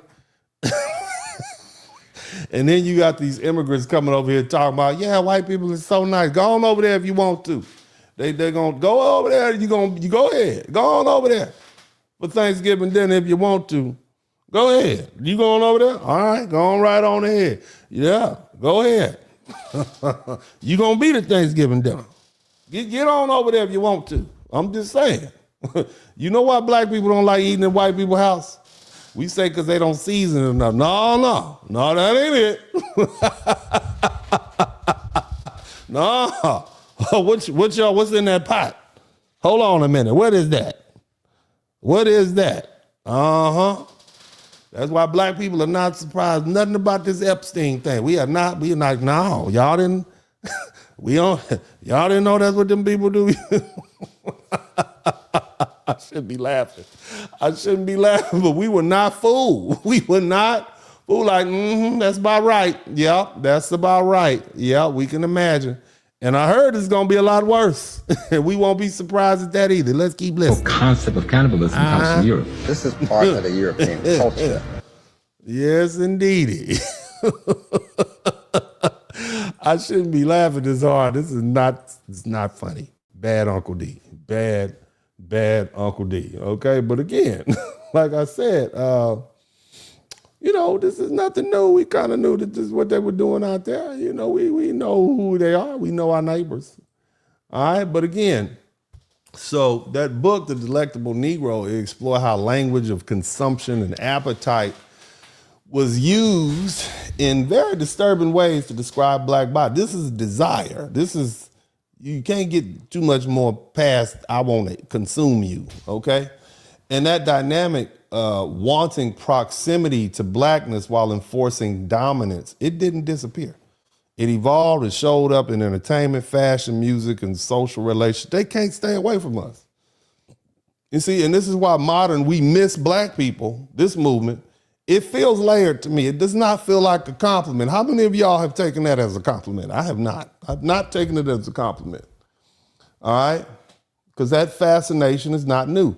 And what is new is the public confession.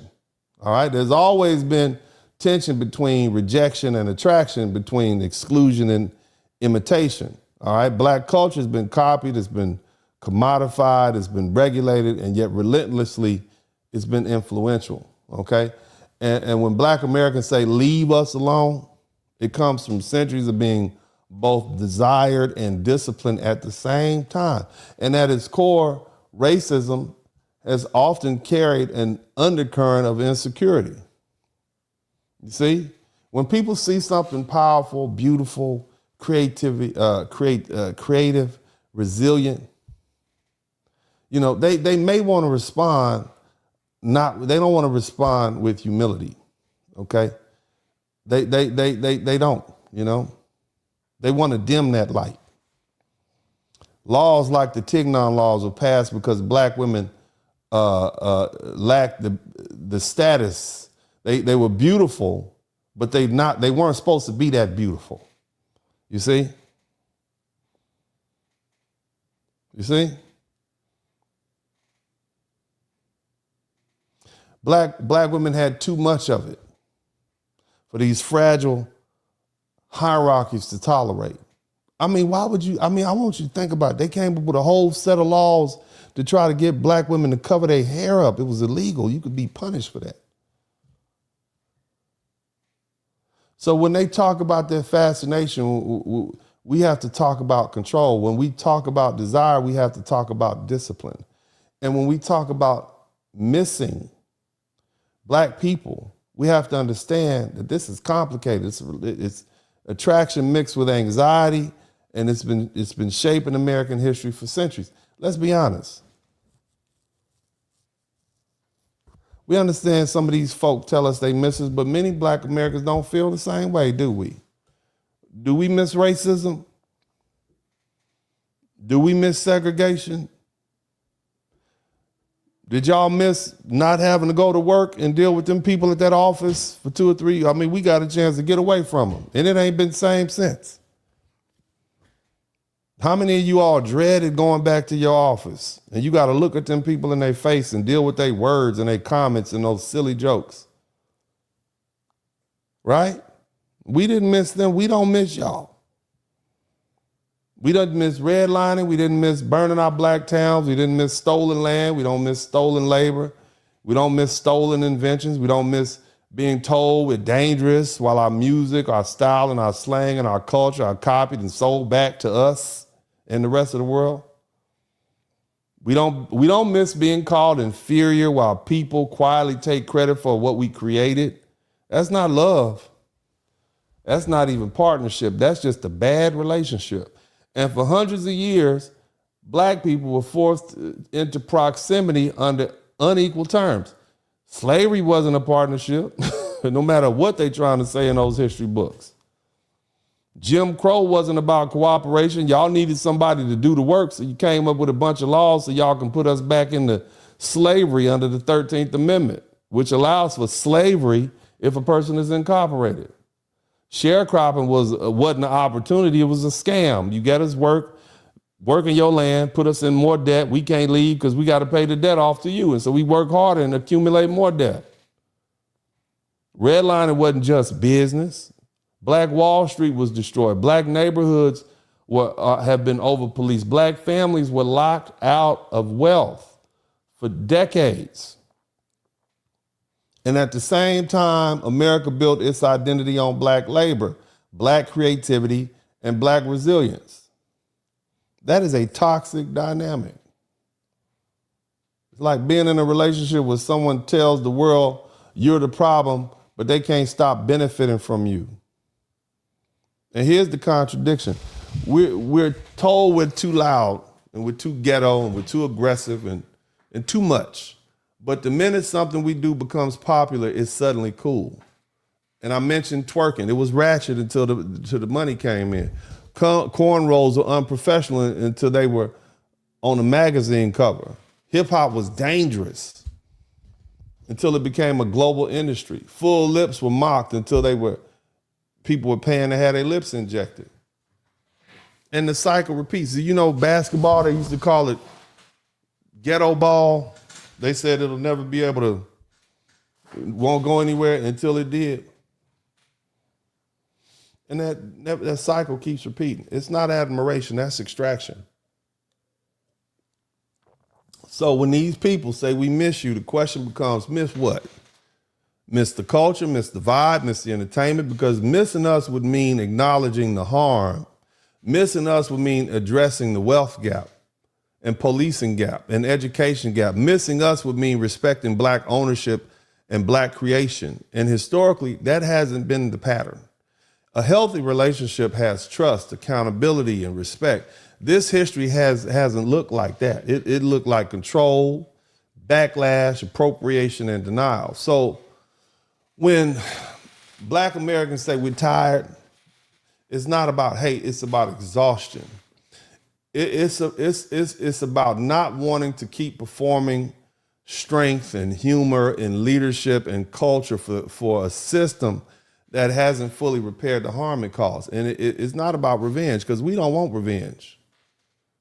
It's about self-respect.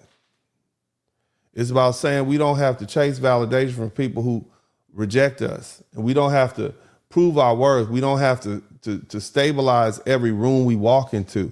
If people truly miss Black Americans, then the answer isn't nostalgia, it's repair. It's equity, it's accountability, because without that, saying we miss you sounds less like love and more like missing what you were getting out of this relationship. And that's the difference. Now, check this out, okay? I've figured this out, and I think you all have too. You know why they don't want to give us our reparations? You know why they don't want to give us our reparations? Have y'all figured out? Have y'all figured out why they don't want to give us our reparations? You should know it by now. It's the same reason. It's the same reason your ex-girlfriend or ex-boyfriend don't want to let you in there to get your clothes before you leave. Fellas, it's the same reason your girlfriend standing in front of the door while you leaving. Do you understand me? Because as soon as they give us our money, we gonna leave.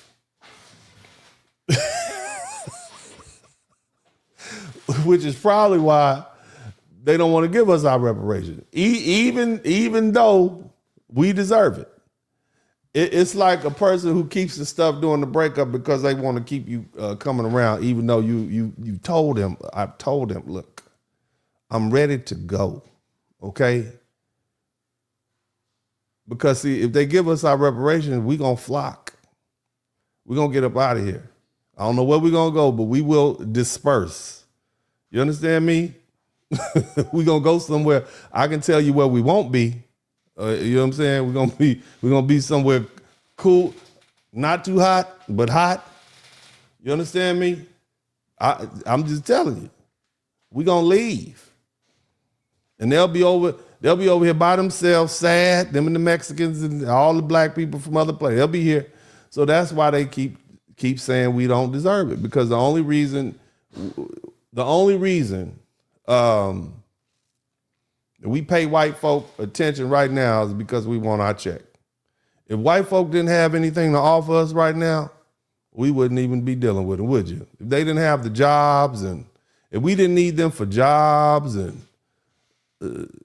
things like that, we would not pay attention to white people. It's only because they're the ones holding the purse. That's it. Other than that, we wouldn't care what they were doing, would we? Would y'all care what white people were doing? If we didn't need them? How many of y'all really hang around white people like that? I know you got friends at work, and I'm just talking, but you just go out of your way to hang out with white people on your off time. Do you do that? Do you live around white people? And if you do live around white people, do you interact with them on a regular basis? Like, oh yeah, I just came over to make you some Kool-Aid and fried chicken, and I'll see you later. No, hell no. We really don't go to the same schools. We don't go to the same churches. We don't go to the same barbershops. We don't go to each other's family reunions. We don't go to each other's salons.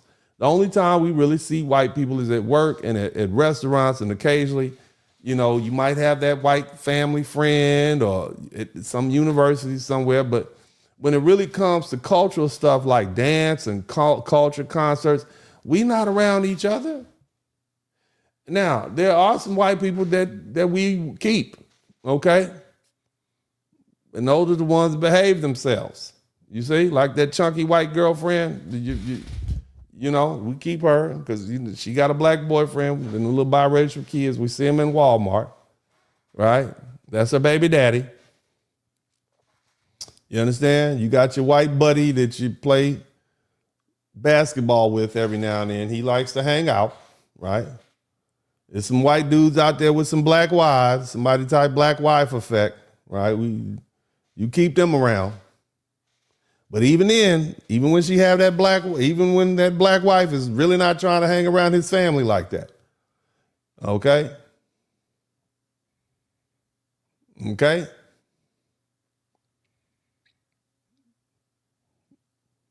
I'm just saying.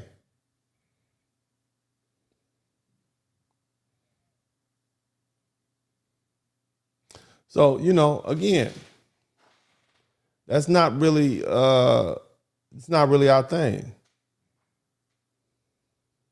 Now, the rest of you white folk who want to remain in the human family, you welcome. We not tripping on y'all. Black people don't want revenge. We just want to be left alone. But most important thing, make sure you understand it's not us, it's you. You're the ones who came and got us from wherever we were and brought us to where we are now. Okay?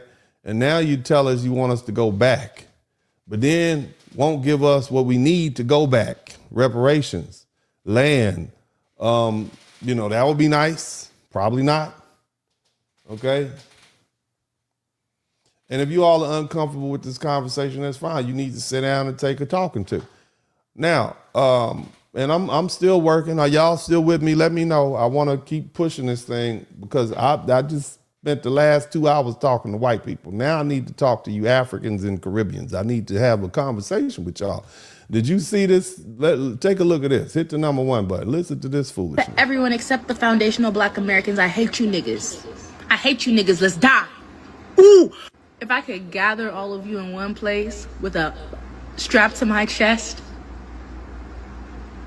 you know what time it is. We're gonna have a party. We're gonna blow up the spot. More like me. I'm doing society a favor. But yeah, everybody else, happy Black History Month.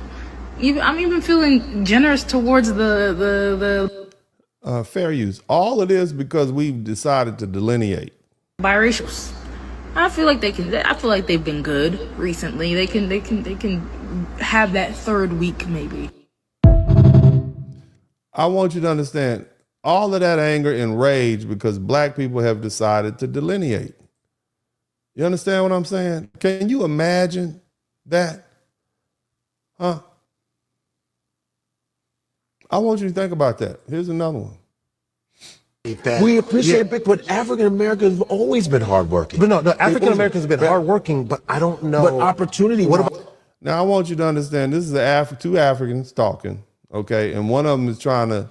Godfrey, he's a comedian. He lives here, okay, and I'm assuming he grew up in the United States. This is another African talking about the stereotypes that you got the nerve to come to the United States to tell us we don't work hard, and you living under the umbrella of our hard work. You understand what I'm saying? Let's keep listening. We appreciate that. We appreciate it, but African Americans have always been hardworking. But no, African Americans have been hardworking, but I don't know. But what? But what? Opportunity. What about the appreciation of the hard work for the immigrants who came to this country and worked hard? But here's the thing is the Civil Rights Bill is the reason why our parents got to come over here. 1964, Lyndon Baines Johnson, who was one of the most racist sons of bitches on the planet, had to sign that civil rights. But Martin Luther King is sitting right next to him. Right. Yeah. So that is the reason why Koreans can come here. Koreans, Indians. Fair use. I mean, I just want you to understand. He's having to explain to this guy that the only reason you're here is because of the hard work of black people. When you're sitting up telling us black people didn't work hard, not only did we work hard, we died for this. We died for these rights that you have. Arabs, Nigerians, it's because of the Civil Rights Bill. Right. It's because of African Americans, foundational black, coming in here, busting their ass, being treated like shit, being hung, lynched, Jim Crow. From slavery was Jim Crow, segregation, Reconstruction, being promised that they were going to get this, fighting every war. Black people fought in every single war and still being disrespected, not being able to buy homes. Right. You understand? Burning up of black towns. And people go, well, why ain't they? They saw opportunities. There were black Wall Streets. There were black banks, black hospitals, and they came and burned it. Black excellence. Black excellence. They came and burned it because a white woman said somebody raped them, and they never did because a white woman lied. So this whole myth of African Americans not seeing opportunity, they did see opportunity, but. All right, so those are two different Africans. And let me give you another kind of African. Y'all hit the number 1 button. I'm sure you all know this African very well. This is a commonly known African. Check him out. I consider myself black, but then when I talk to them, they say, you ain't one of us. So I'm like, all right, I guess I'm not one of you guys. Now, for you all who don't know, this is Myron Gaines, and he's made his money in these conservative circles, pretending like he was black and speaking on behalf of black. He basically was the designated black person, but he's not foundational black American. He's a foreigner from the Sudan.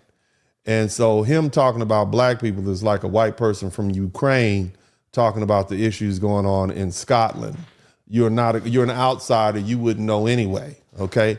And so now that we've delineated, he's lost all of his, I don't know how, he can no longer be an expert. You've lost your expert designation. You cannot pass the Daubert case. This is not in your field of expertise, but we'll let him explain to himself. And again, what you're going to find, and I find very interesting, the white people know about foundational black Americans. Check it out. So I don't know what I am, but what kind of black are you? I want to talk about what's wrong with black people. In all seriousness. See, again, you hear that? What's wrong with black people? And that's the cue for Myron Gaines to come in and, oh, black people are ignorant and ghetto and blah, blah, blah, this, that, and the other.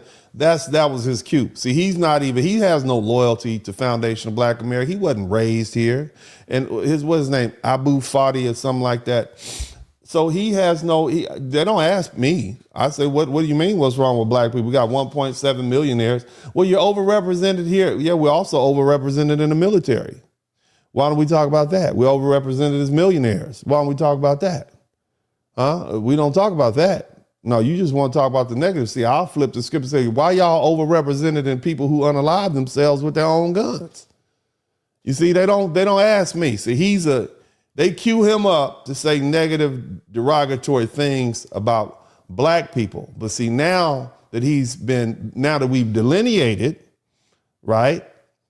Now they got to get somebody else. Okay, same thing with some of these other folk. Let's listen. What's wrong with our black friends in America? Too much. Do you call them our friends?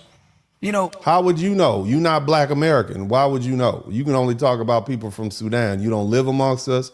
You weren't raised by black Americans.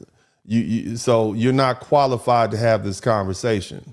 It depends, because I consider myself black, but then when I talk to them, they say, you ain't one of us. So I'm like, all right, I guess I'm not one of you guys. So I don't know what I am, but. What kind of black are you? So my family's from Sudan. Okay. So you're a foreigner. Somebody type foreigner in the chat room. Matter of fact, somebody type tether in the chat room. You a tether. You've tethered yourself to foundational black American culture and experience, and you benefit from it by denigrating it and performing for white people. That's what you do. You are the parrot. You have a white racist a bigot with his hand up your backside like a puppet, working your mouth. That's what you're doing. You're saying what they want you to say. Okay, so that's what makes you a tether. Not all immigrants are tethers, but this is one. Okay, someone who tethers himself to the black community and denigrates it and talk bad about it. You understand? Literally means So you ain't black. the land of the blacks. But yeah, to them, No, I'm you're not. black. You're a foreigner. Yep. What do they say you are? What do They they call think me a you tether. are? A what? A tether. Yeah, that's what you are. You tethered yourself to the community. What the hell is that? I don't know, but I say, you know what? You know what it is. You know exactly I what want it to is. tether away from you want to be a party on, man. Damn, you sound pretty untethered. So their rule is this. If you're not able to trace back to like a slave, you're not considered black. You're not a foundational black American. You're a tether is what So they call white people created black people. So you hear that? You see which direction white people created black people? The conditions that existed in this country created black people, just like the conditions that existed in this country create the white people that we have. That's why we are unique and indigenous to this country. There's no other group of people like us. Somebody type tether alert in the chat room. Essentially, that's what they're saying. If you're not, if there was, Yeah, we're American. What that means is we're American. What that means, just like the people in Japan were created by the conditions, environment and climate and food and culture in Japan. Yes, that's why we are the most American. You see, that's how that in works. slavery there wouldn't be blacks. Yeah, technically, yeah, white people. Yeah, there would not be foundational black Americans, but for slavery, which makes us unique. You see how that works? Now give us our reparations. Created FBAs, as they would call them. Wow. FBAs? That's what they call themselves. FBA's foundational black. No, what we used to call ourselves was colored, American Negro,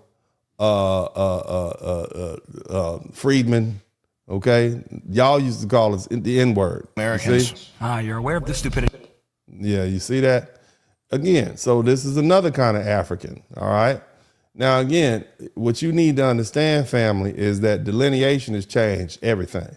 Once foundational black Americans clearly said we are a separate ethnic group, delineation has made Africans and Caribbeans have to reassess their positions. Now, they're being treated like immigrants. See, at first they ignored us, and then they laughed, and now they're angry, okay? And when I say anger, I mean you had a woman off. She's about to go straight Osama bin Laden on us with the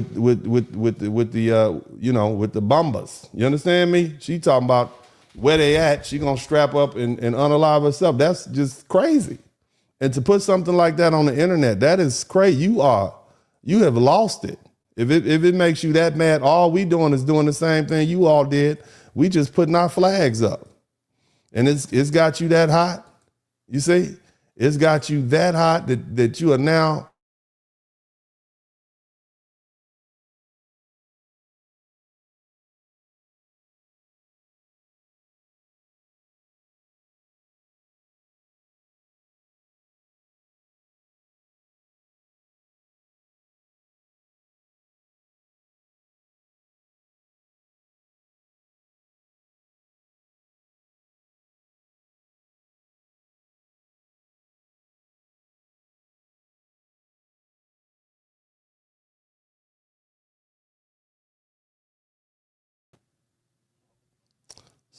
So this is a situation that we're dealing with now. Y'all hit the number 1 button if you can hear me clearly. But anyway, like I was saying, so people like Myron Gaines, they're in the tizzy, okay?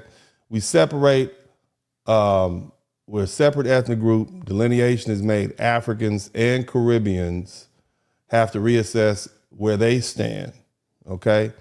And the only thing we did was the same thing we've done, right? The same thing they did. Right? The only thing we haven't done is put our flag up. Right? We let everybody know we're a separate ethnic group.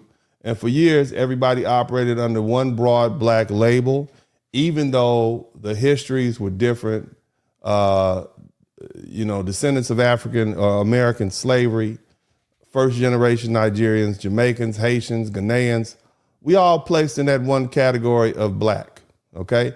And when we drew the line and said our lineage is tied directly to U.S. slavery and Reconstruction and Jim Crow and segregation, that shifted the conversation. Now, Africans and Caribbeans are being viewed as the way the system already technically viewed them, as immigrants, okay, and with a different historical claim. Look, it's a classification, but it changes policy conversations. It changes reparations conversations. It changes who the debt is owed to. How can you expect to get as much from this country as we get, and we've been paying taxes for centuries? My great-great-great-granddaddy was paying taxes. That's what I'm trying to get you on. How can you think you can come into this country and get the same amount that I get or my children get, and your people just got here one generation ago? You haven't put in as much as me. You ain't put in enough. You haven't put in enough blood. You haven't put in enough treasure. My family has served in every war. I can trace my heritage back to the 1780s. You see, you can trace yours back to the 80s. You understand the difference? I'm telling you, they ignored us at first. Remember, they ignored us? Then they start laughing. They call it divisive, and now they're angry. You see, it's not uncomfortable. They're angry because, see, delineation makes things very specific. When everything is blended together, no one has to confront who the claim truly belongs to. But when you separate lineage, the claim becomes sharper. Whether we're talking about reparations or scholarships, right? They aren't about skin color anymore. You're not eligible just because you're black. What kind of black are you? See, they're about ancestry tied to American chattel slavery, and that precision unsettles people who were comfortable inside a broader coalition. And yes, when emotions rise, people say crazy things. The internet is full of reckless language, but what really happened here is not, it didn't appear out of nowhere. What happened is definition. We put a gate up. Every ethnic group in America distinguishes itself: Irish from Italian, Cuban from Mexican, Nigerian from Ghanaian. You bet not tell a Mexican that he's from Honduras. You hear me? Or Guatemala. You better not tell a Guatemalan they're from El Salvador, or a Mexican they're from Honduras, Guatemala. See, ethnic clarity is normal. And the only reason it feels explosive here is because in America, black has functioned as a political umbrella instead of an ethnic category. And once foundational black Americans said we are distinct, and the dynamic shift. And no one is being attacked. No one is being erased. Y'all can still be whatever you were when you got here. Whip your flags out. Okay? But the next time you run for governor or mayor or Congress, we want to know, well, where your people from? Oh, your people from Jamaica. Oh, your people from Guyana. Okay, so you're not black like me. You're black and we respect you, but you're not black like me. What's your upbringing like? Because, see, most black people, we vote for people because they're our same color. But what's the point of voting for somebody and they have a totally different worldview? Their loyalty is not to the United States or to black American people, but to their home country and their constituents. See, people are being forced to confront the historical injury tied to American slavery and that it belongs to a specific lineage. And that specificity changes the power conversation. It changes who qualifies for certain policies. It changes who the government owes, and that's what's causing tension. We messing with their money. You see, delineation didn't just create division; it revealed differences that were always there. And once you name something clearly, it can't go back. We're never gonna go back to just being flat blackness anymore. You see. And see, these Africans in the Caribbean, they don't miss us like the white folk miss us. See, they miss us because they can no longer get the things from us that we provided while they while they tethered to our culture. And see, as we don't associate with them, they can't associate with us. I want you to understand what I just said. If we say we're not you, then that means they're forced to say we're not them. Okay? They can't get the associating, they don't bring us anything. All right, we can make oxtails ourselves. We don't need kush, couscous, we eat cornbread. There's nothing they can bring to us that we need. And they're starting to feel the pain. This was a one-way relationship. They're no longer being treated like black Americans. They're being treated like immigrants. They're being rounded up. They're being harassed. Any black person with an accent, whether they're Haitian, Jamaican, Ghanaian, whatever they are, ICE is on them. So not only are you black and you got to deal with the racism associated with being black, you also an immigrant. That's a double wop. You understand? That's a woo wop. Somebody type woo wop in the chat room. Woo wop, woo wop. You seen that woo wop before? You see what I'm saying? It's related to molly wop. Molly wop, that's a woo wop. They getting that double punch. And see, unlike black Americans, they don't have the cover that we provide each other.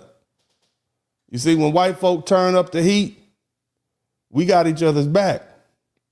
See, when delineation happened, that dynamic shifted. Africans and Caribbeans who once comfortably moved under the broad umbrella of black American or African American, I'm African, I'm American, okay, right? Now they're feeling the difference. And for years, being associated with black Americans came with certain cultural and political benefits. There was strength in numbers. There was shared visibility. There was a built-in coalition that carried weight in media, politics, and social conversations. It's nothing to have somebody whose people aren't even from here representing us in media, speaking on behalf of black issues and being a part. You could look at the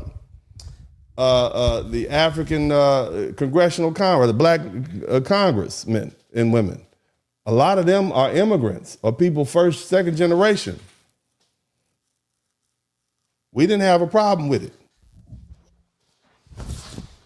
But see, once black Americans start clearly separating ourselves, the automatic association changed. Now Africans and Caribbeans are more visibly treated as what they technically are in the system. That's immigrants. And in America, being an immigrant comes with its own challenges. It means different policy categories. It means different political treatment. It means different assumptions. And so before everything was blended together, if something affected black people, everyone was counted in the same way. But now that the lines are clear, the experiences are being separated too. And that separation is uncomfortable.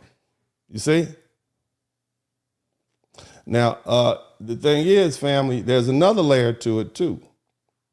All right?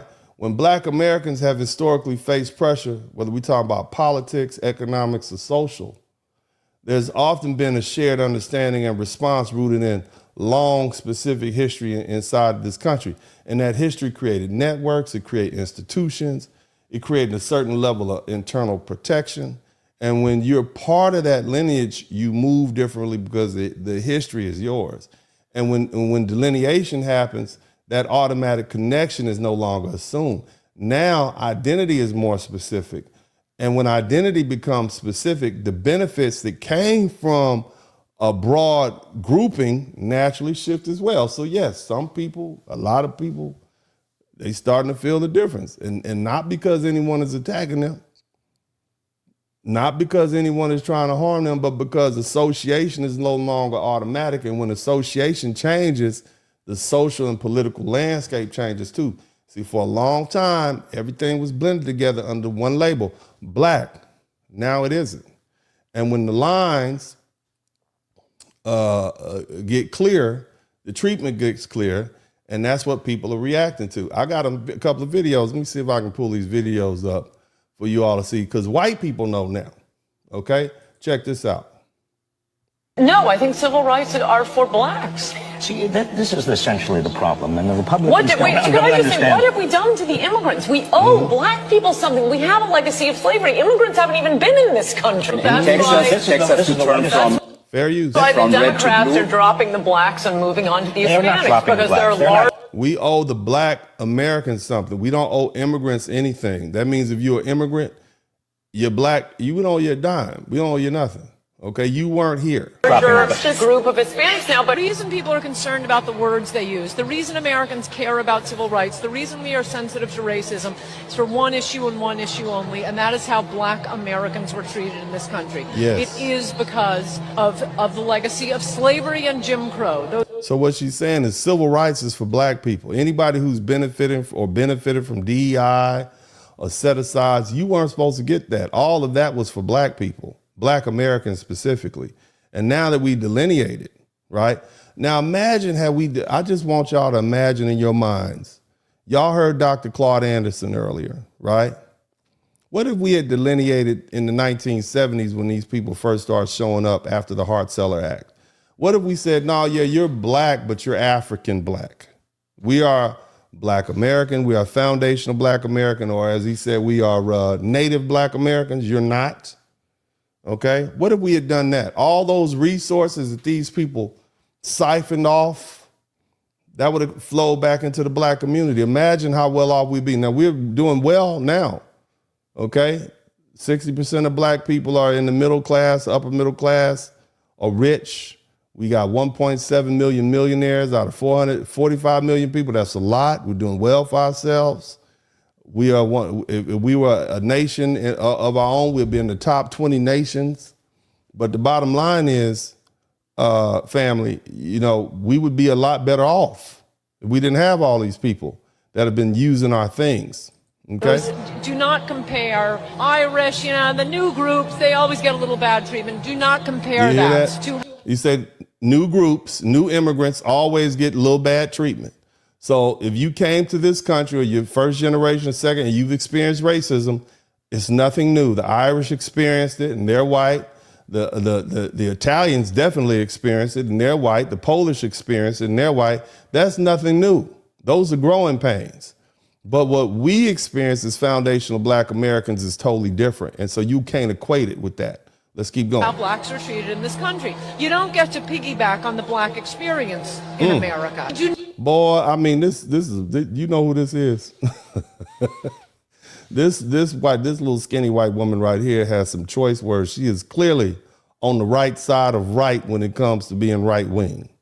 Okay, but all right, she's speaking the truth. Not get to do that just because you are a woman, an immigrant, gay, Hispanic. No, the rest of you can go F yourselves. No. All right, let's listen to the little angry white woman speak some more. She's been saying it. Here's another one. She's talking about Kamala Harris. Claim to be an American black. It's simply factual that she is not a foundational Black American. And again, that is why America has all of these.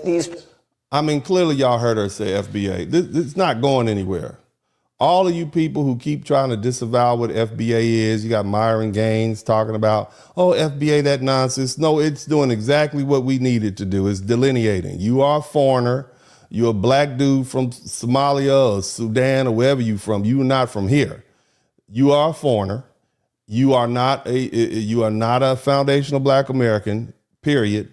And, you know, it is what it is, and it's working. Somebody type FBA in the chat room. Provisions like affirmative action and set aside. Yeah. And I want you to keep in mind, this young man changed his name from Amadou something to Myron Gaines.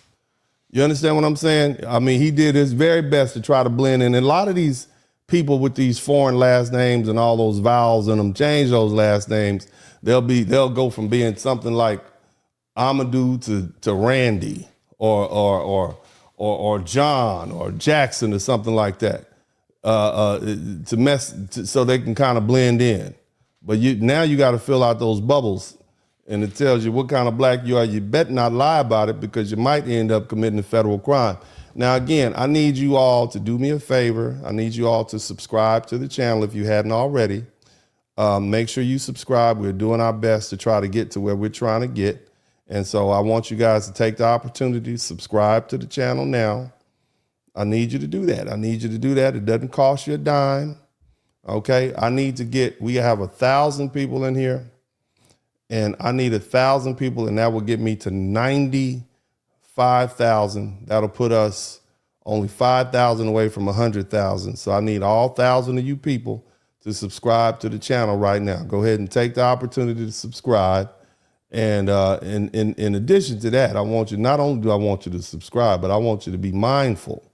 Somebody type mindful. I want you to be mindful, okay? Be mindful. If you've been involved in a car accident, give me a call at 713-229-0770. Clearly, the money I'm making on this social media is not going to pay me well enough to maintain the lifestyle that I've become accustomed to living.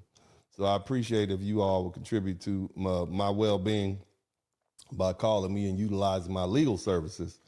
And again, as I say, let's keep it real simple. I practice car accidents. I do car accidents, okay? Don't call me if you had a family law case. I'm gonna hang up on you. I'm gonna hang up on you. Your mama if your grandma need a will written, don't call me. If your baby brother's in jail, don't call me. Call me if you've been in a car accident at that number at the bottom, 713-229-0770. Are we clear? Somebody type clear in the chat room. Don't you call. Don't get your big head on the telephone. Yeah, I'm going to call Dennis Spurling right now. Don't call me. Call me if you've been in a car accident. That's where I'm going to make my money. All right? I do a good job for you. All right, welcome. Yeah. So you see, let's go back to what Ann Coulter has to say. Hit the number 1 button. And civil rights laws. It is because of the shame and guilt about slavery and Jim Crow, both little democratic enterprises, by the way. So it all has to be spent on Black Americans, not on any loser with a grievance from around. It all has to be spent on Black Americans, not from any loser with a grievance. Go ahead, little skinny white lady. Go ahead. Around the world, and that's what it's become. I listed in that column you mentioned, Peter, because it always makes me laugh that all the good diversity jobs are going to immigrants. There was Claudine Gay, the head of some a lot of the affirmative action programs, and there are like 200 affirmative action DEI administrators. They're Indians, a lot of Indians. And I went through all of the immigrant hosts on MSNBC, and I forget, there are like 8 of them. When she's talking, I'm here. That and the clique you claim is West Side.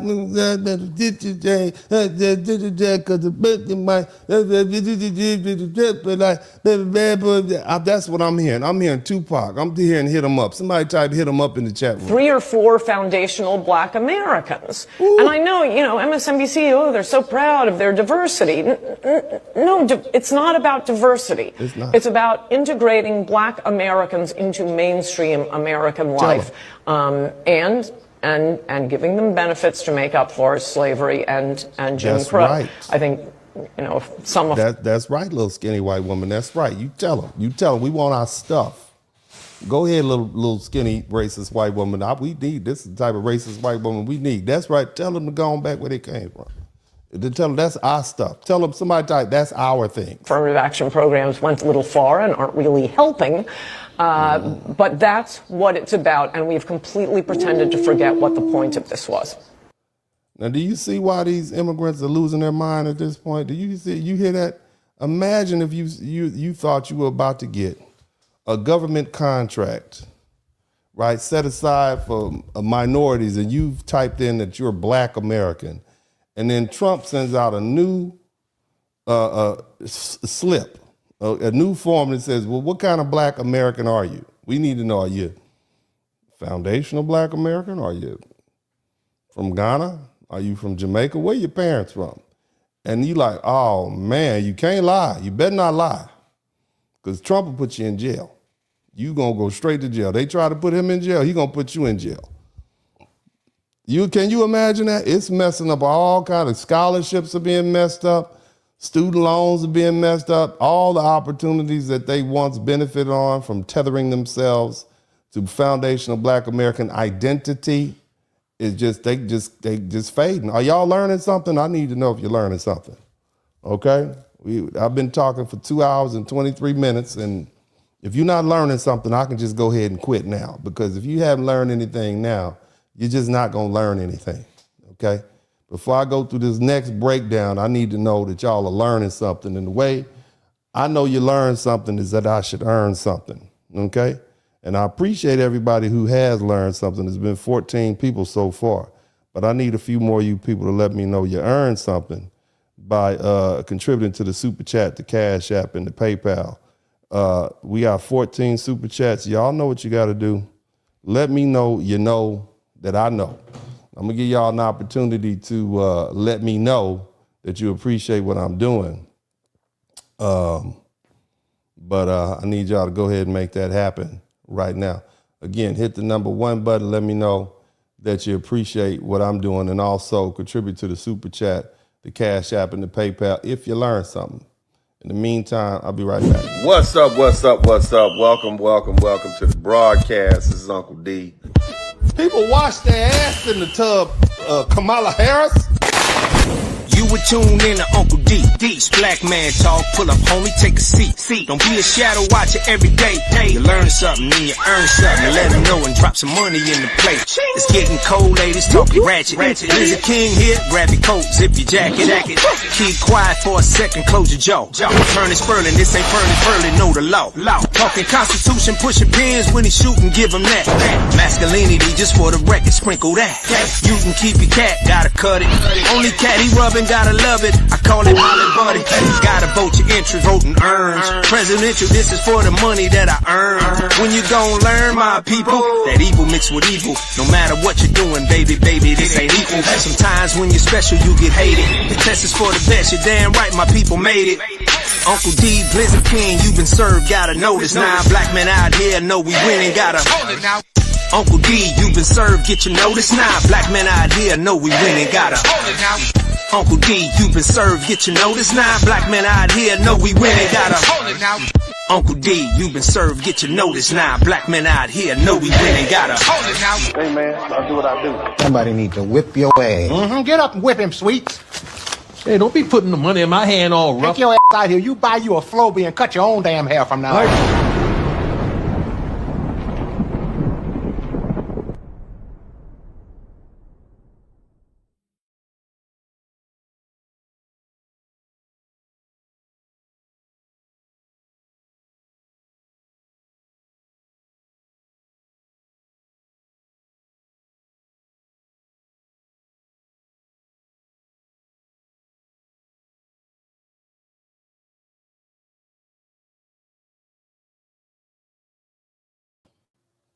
All right, welcome back to the broadcast. I hope you guys appreciated that little break. I hope you guys are enjoying this broadcast. You guys hit the number 1 button, and let's go and get back to work. So here's the thing. We are approaching the end of this thing, but I have some I have another video I want to kind of work with you guys through, because these are going to be the arguments that you hear.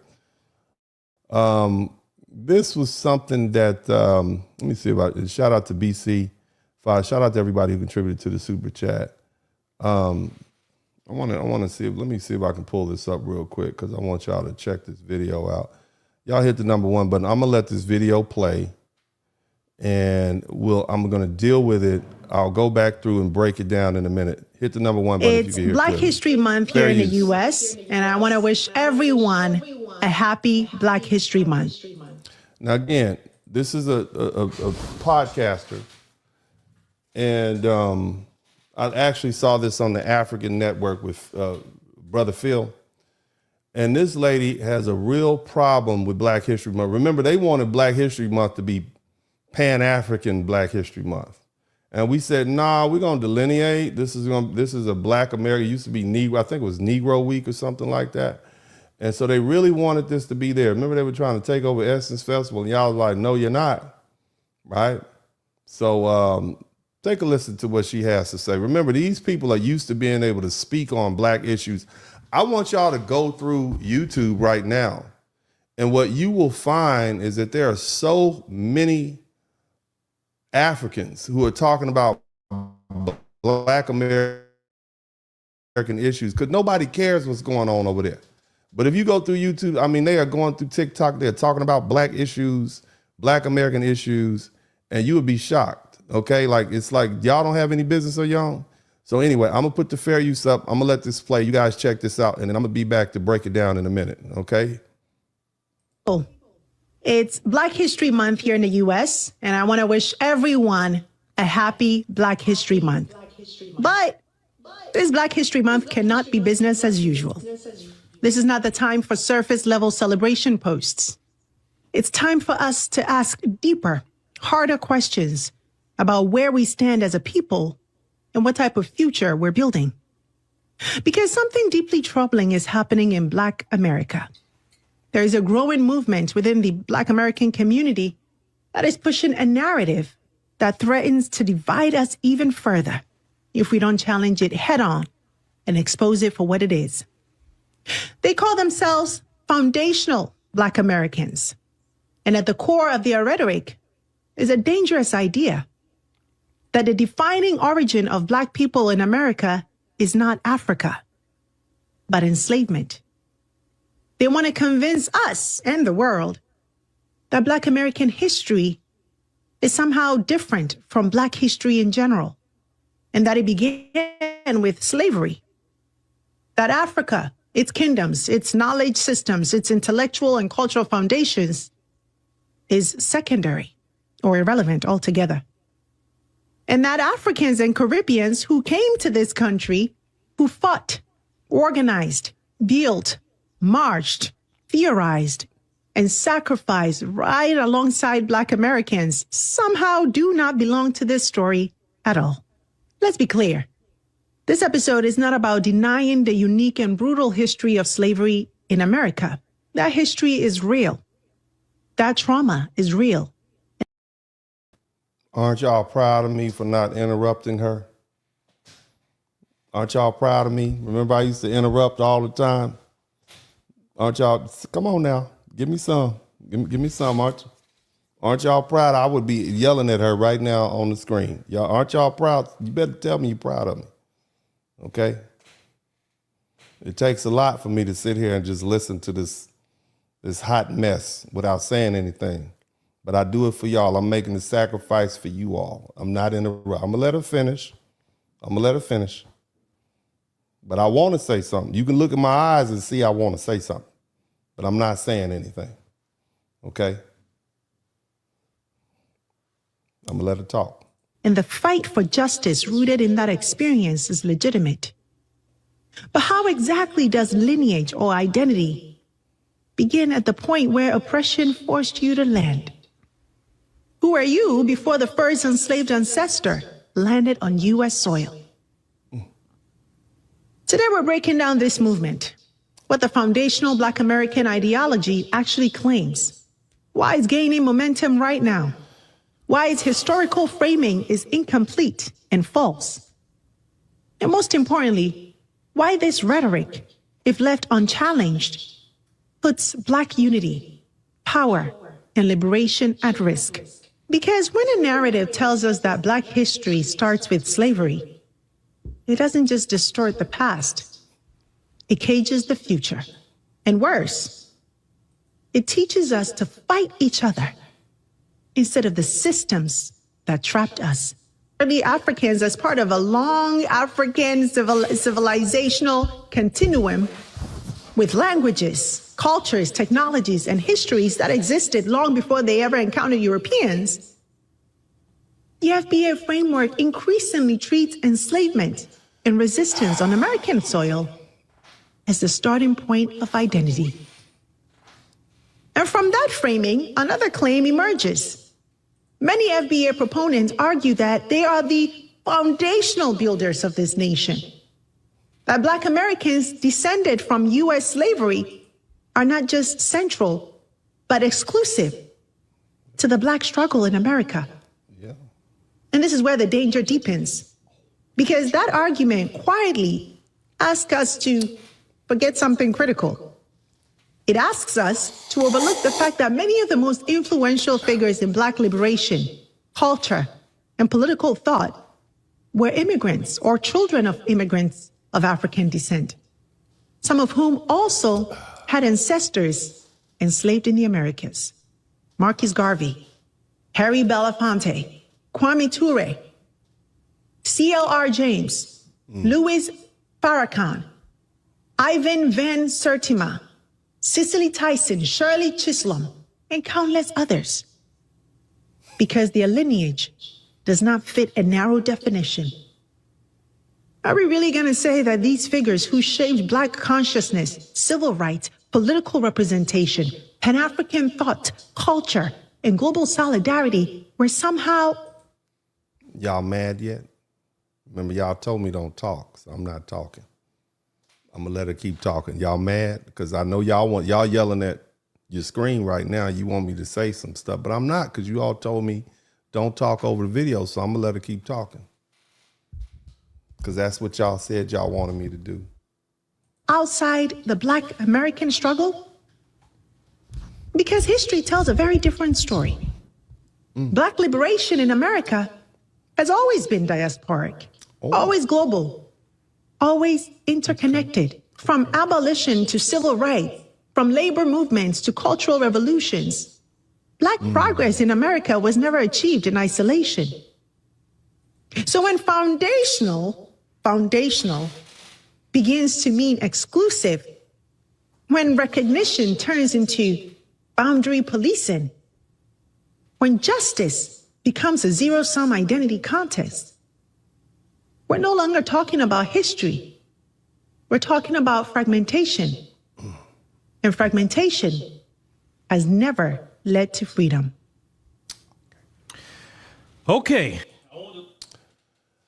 Well, all right, everybody, just woosah. Let's clear out that bad air. I'm proud of me. I didn't say much other than letting you all know that I didn't comment. You notice that? I'm proud of me. I'm proud of me. Y'all should be proud of me. This is what you asked me to do. You asked me to not say anything.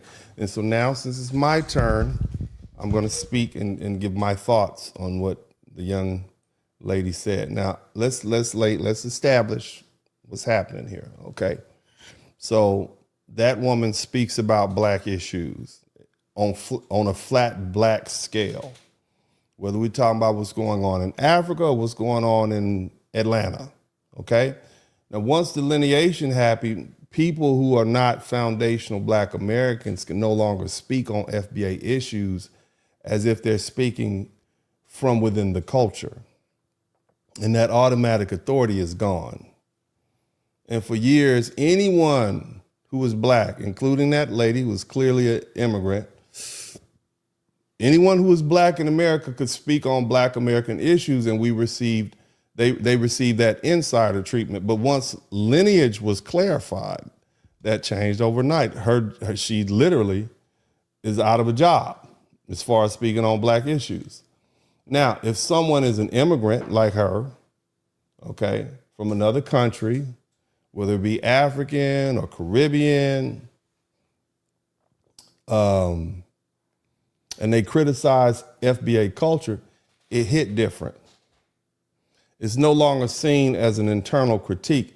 It's seen as an outsider speaking on something that they have no business talking on, something they didn't inherit. And that distinction matters. And so it's no different than asking a man from Australia to explain what's going on with the white people in Ukraine or Scotland or Ireland or Poland. You see, yes, they may both be categorized as white, but they're two different cultures, two different nationalities, two different histories. The Australian man might have opinions, but he's speaking from lived experience. He's talking from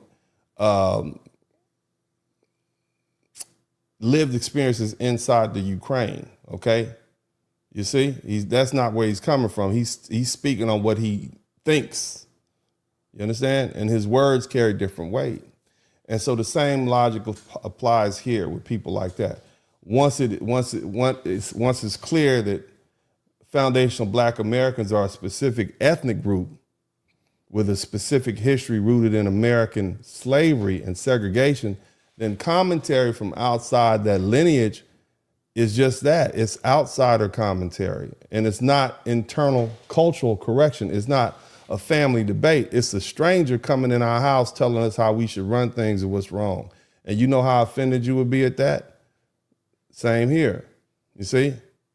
And see, now that change, and that changes how we receive it. See, for a long time, folk could criticize Black American culture while still benefiting from being grouped under the same racial label. They had proximity, they had cover, they could position themselves as insiders, but once that distinction became clear, that cover disappeared. Now, when someone who is non-FBA criticizes FBA culture or something we're doing, like the delineation movement, it's obvious they're not speaking from within experience. And that's why this public figure and other public figures who built their platforms on criticizing Black American culture or even commenting on Black American culture are being challenged directly.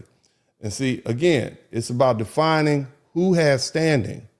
And if you're not from the lineage, you can speak, but you can't speak and claim insider authority. Delineation didn't silence anyone. It just clarified perspective. And once perspective is clarified, the weight of someone's voice changes. Now, somebody type now in the chat room, now. The arguments that she presented, let's talk about it. FBA says Black history in America begins with slavery and ignores Africa. Okay? FBA ideology supposedly teaches that Black American identity starts with enslavement, not Africa, and that Africa's civilization and history are being minimized or erased. Where do we ever say that at? FBA doesn't argue that African history is irrelevant. The argument is about political lineage, not cultural amnesia. And there's a difference between the two. Cultural origin in Africa and political historical injury that occurred here under the American chattel slavery different. Those things are not mutually exclusive. Every group in America distinguishes between ancestral origin and national experience. The Irish Americans don't deny Ireland when they talk about Irish American identity. Jewish Americans don't deny ancient Israel when they discuss Holocaust reparations. They distinguish between ancient roots and modern injury. FBA is doing the same thing. The claim is not that Black history starts with slavery. The claim is that the political claim for reparations begins with the American chattel slavery system. That's not erasing Africa. And see, some of us have relatives who are European just because of the admixture. Some have Native American. We're not denying any of that. We're talking about our experience. We're not erasing any of those traditional homelands. And see, that's defining a specific legal historical injury. Africa is ancestral. Slavery in America is the basis of the claim. Those are two different conversations. Now, she says, FBA says Africans and Caribbeans don't belong in the American, Black American story. Okay? Basically, she's saying FBA excludes African and Caribbean immigrants from the Black struggle in America. Look, we are not denying, foundational Black Americans are not denying that immigrants contributed to Black movements. We got Stokely Carmichael. We know Minister Louis Farrakhan, his mother was Jamaican, but he was born in Boston. Marcus Mosai Garvey immigrated here from Jamaica, but he was a Jamaican.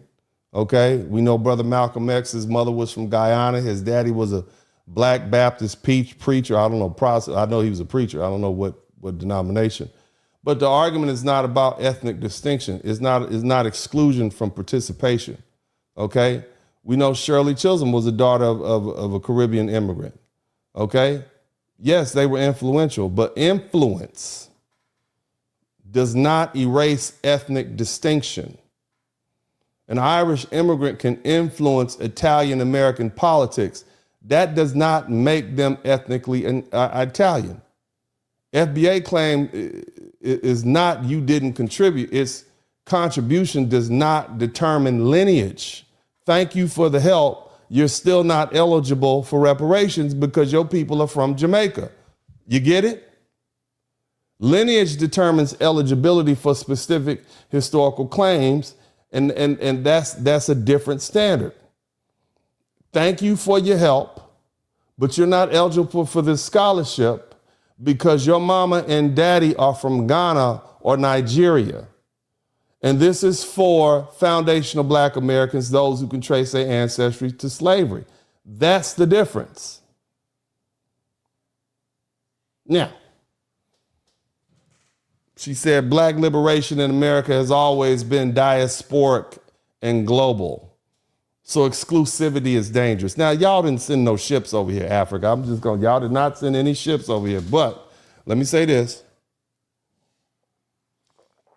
Their argument is basically black progress is interconnected. It's so indistinguishable that separating identity weakens unity. Okay? And here's the thing. Interconnected struggle does not mean identical political claims. World War II involved many allied nations, but the Holocaust reparations was specific for Jewish victims. Nobody has a problem with that. Unity in struggle does not eliminate specificity in injury. Foundational Black American is not arguing against diaspora solidarity. We're just arguing that, we're suggesting or we're arguing against diaspora substitution. We don't want y'all coming over here replacing us with a flat blackness. We all black, so we should all get reparations. No, that's not how that works. We all black, so we should all be eligible for these Black American scholarships. No. You see? If we're talking about reparations, reparations are for U.S. chattel slavery. The eligible population must be tied to that injury. That's not fragmentation, that's policy precision. Okay, now, FBA turns foundational into exclusive. I mean, don't y'all have flags? I mean, can I go to Jamaica and apply for a Jamaican scholarship that the Jamaican student would be eligible for, or Trinidadian? Can I do that? They're basically saying that foundational quietly becomes exclusionary and dangerous. Well, it's the same thing you all been doing, because see, every ethnic designation is technically exclusive. I mean, that's the whole point. Mexicans, Americans exclude themselves from Cuban Americans. You don't have a problem with that. Nigerians exclude them from South Africans. You don't have a problem with that. Ghanaians excuse themselves from people from Senegal. That's not a problem. Jamaicans exclude themselves from Haitians. Ethnicity is definition by lineage. The only reason this feels dangerous is because for years, decades, Black in America functioned as a political umbrella instead of an ethnic identifier that all of y'all could hide up under. You see, we as foundational Black Americans didn't invent exclusivity. In fact, it was introduced to us by you all. And specificity feels threatening when people were comfortable under the vagueness. You dig what I'm saying? Do y'all understand what I'm saying? These people are not happy.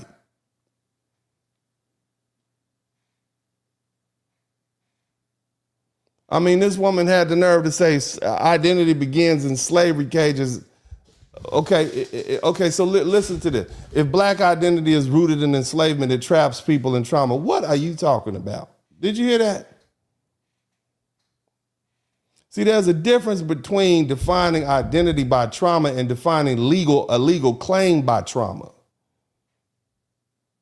Again, let's go back to the Jewish people. Jewish identity does not begin with the Holocaust, but Holocaust reparations are tied to the trauma that they suffered.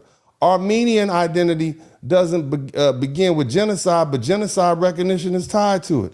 FBA, Foundational Black American, we don't claim Black identity begins with slavery. You knew it was Black people before we got here. But it claims reparations begins with slavery. And that's the legal argument, not a psychological one. And another thing, FBA creates division instead of fighting the system. And see, this rhetoric encourages fighting each other instead of fighting oppression. That's what she's saying. But look, coalitions that ignore internal differences are going to collapse when the policy decisions are made. And if reparations become race-based, like everybody Black can get it, instead of lineage-based, like this is for Black people who can trace their lineage back to slavery, freedmen, colored folk, Negro, then the claim expands infinitely. Everybody's eligible for it, and we can't afford to pay that. And that weakens the argument. You just got here 3 weeks ago and you eligible for reparations and my family's been here for 300 years? Does that even sound fair because you had to deal with a little racism? Well, so did the Irish. Hell, so did the Native American, and they own slaves. So should they get reparations for slavery?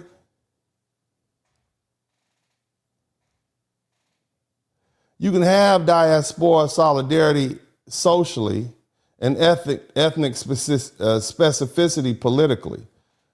I mean, we can be friends, you just can't have my money. That's what I'm saying. We can be cool, you just can't eat at my house. Eat at your own house. Again, those are not mutually exclusive. This whole thing about fragmentation has never led to freedom.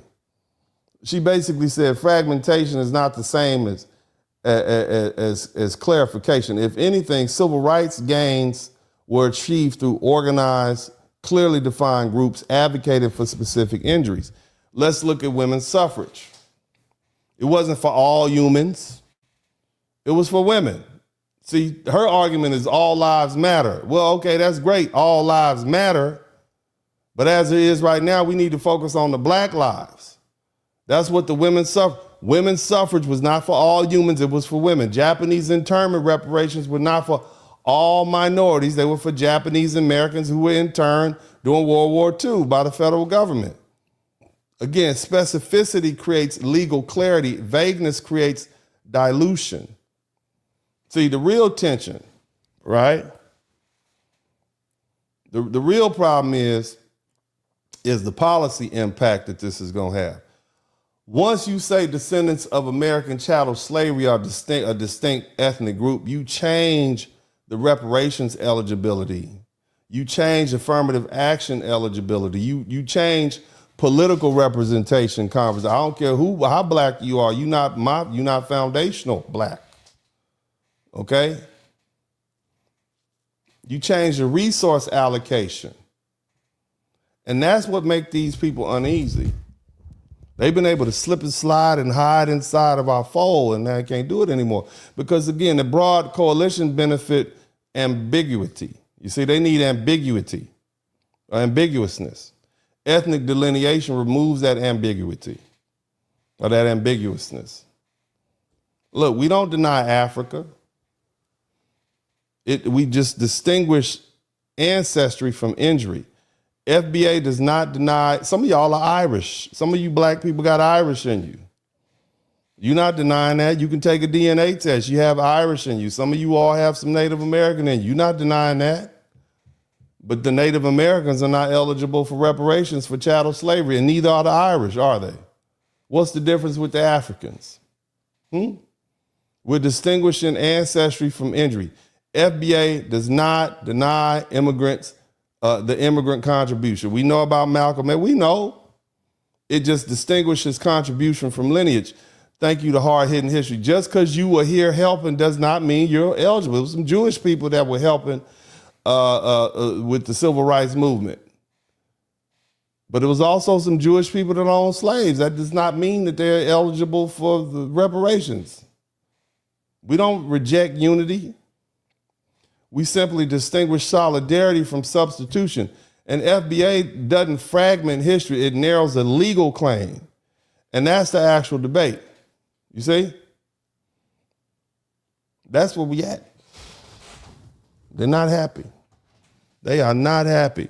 But anyway, family, I want to go ahead and take the opportunity to read these super chats and get y'all on up out of here. I want to thank everybody. Let's see what we got the Cash App floating across the bottom of the screen here. Did you all enjoy the broadcast? Did you learn something? Was it concise? Was it nice? Did you enjoy it? Did you enjoy what you heard tonight? Did you learn something tonight? Let me know if you learned something. Shout out to all the people who contribute to the Cash App.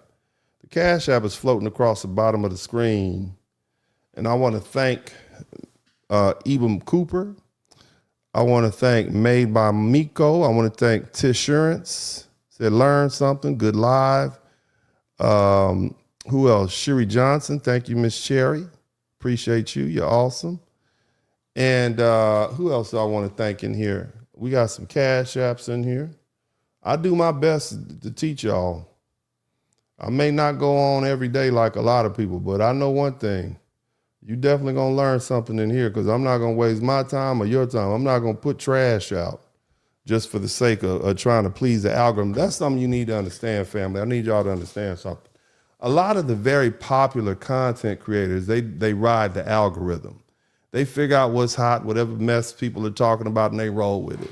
What you all will learn over here is, for the most part, I just keep teaching, you see? And that's what separates me from other people. So if you want to keep this going and you want to reward me, then I need you to subscribe to the channel right now. There's a lot of people in here, and I've looked at the analytics, and I know about 40% of you all who watch my channel don't actually subscribe.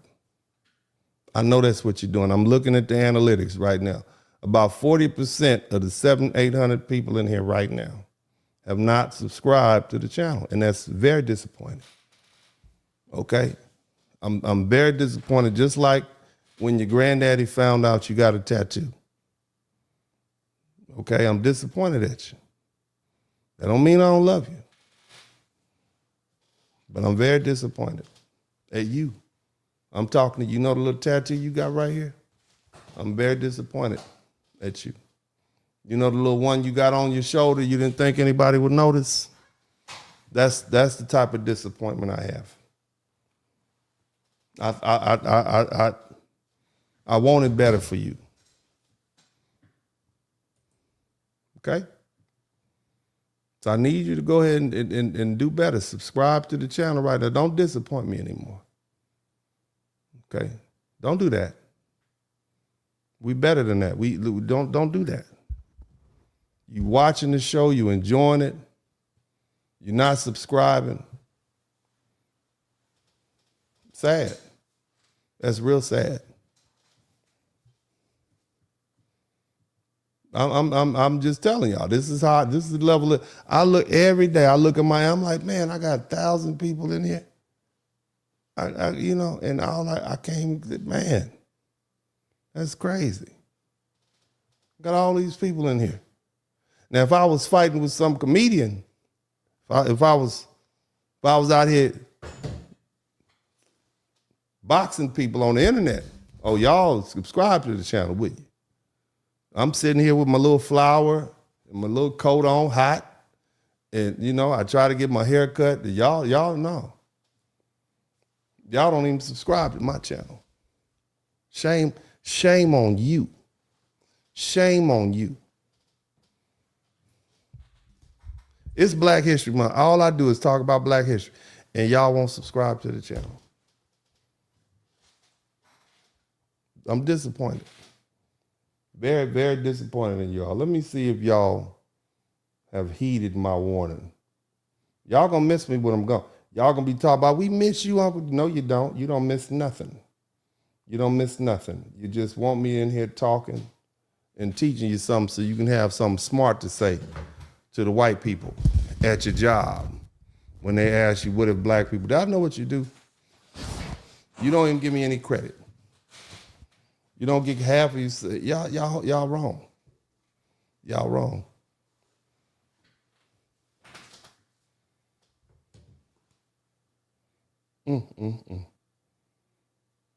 Y'all treat me like a substitute teacher.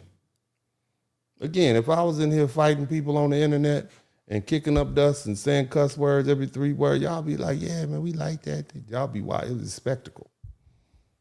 I give you references. We talked about the Tignon Laws. We talked about Dr. Claude Anderson.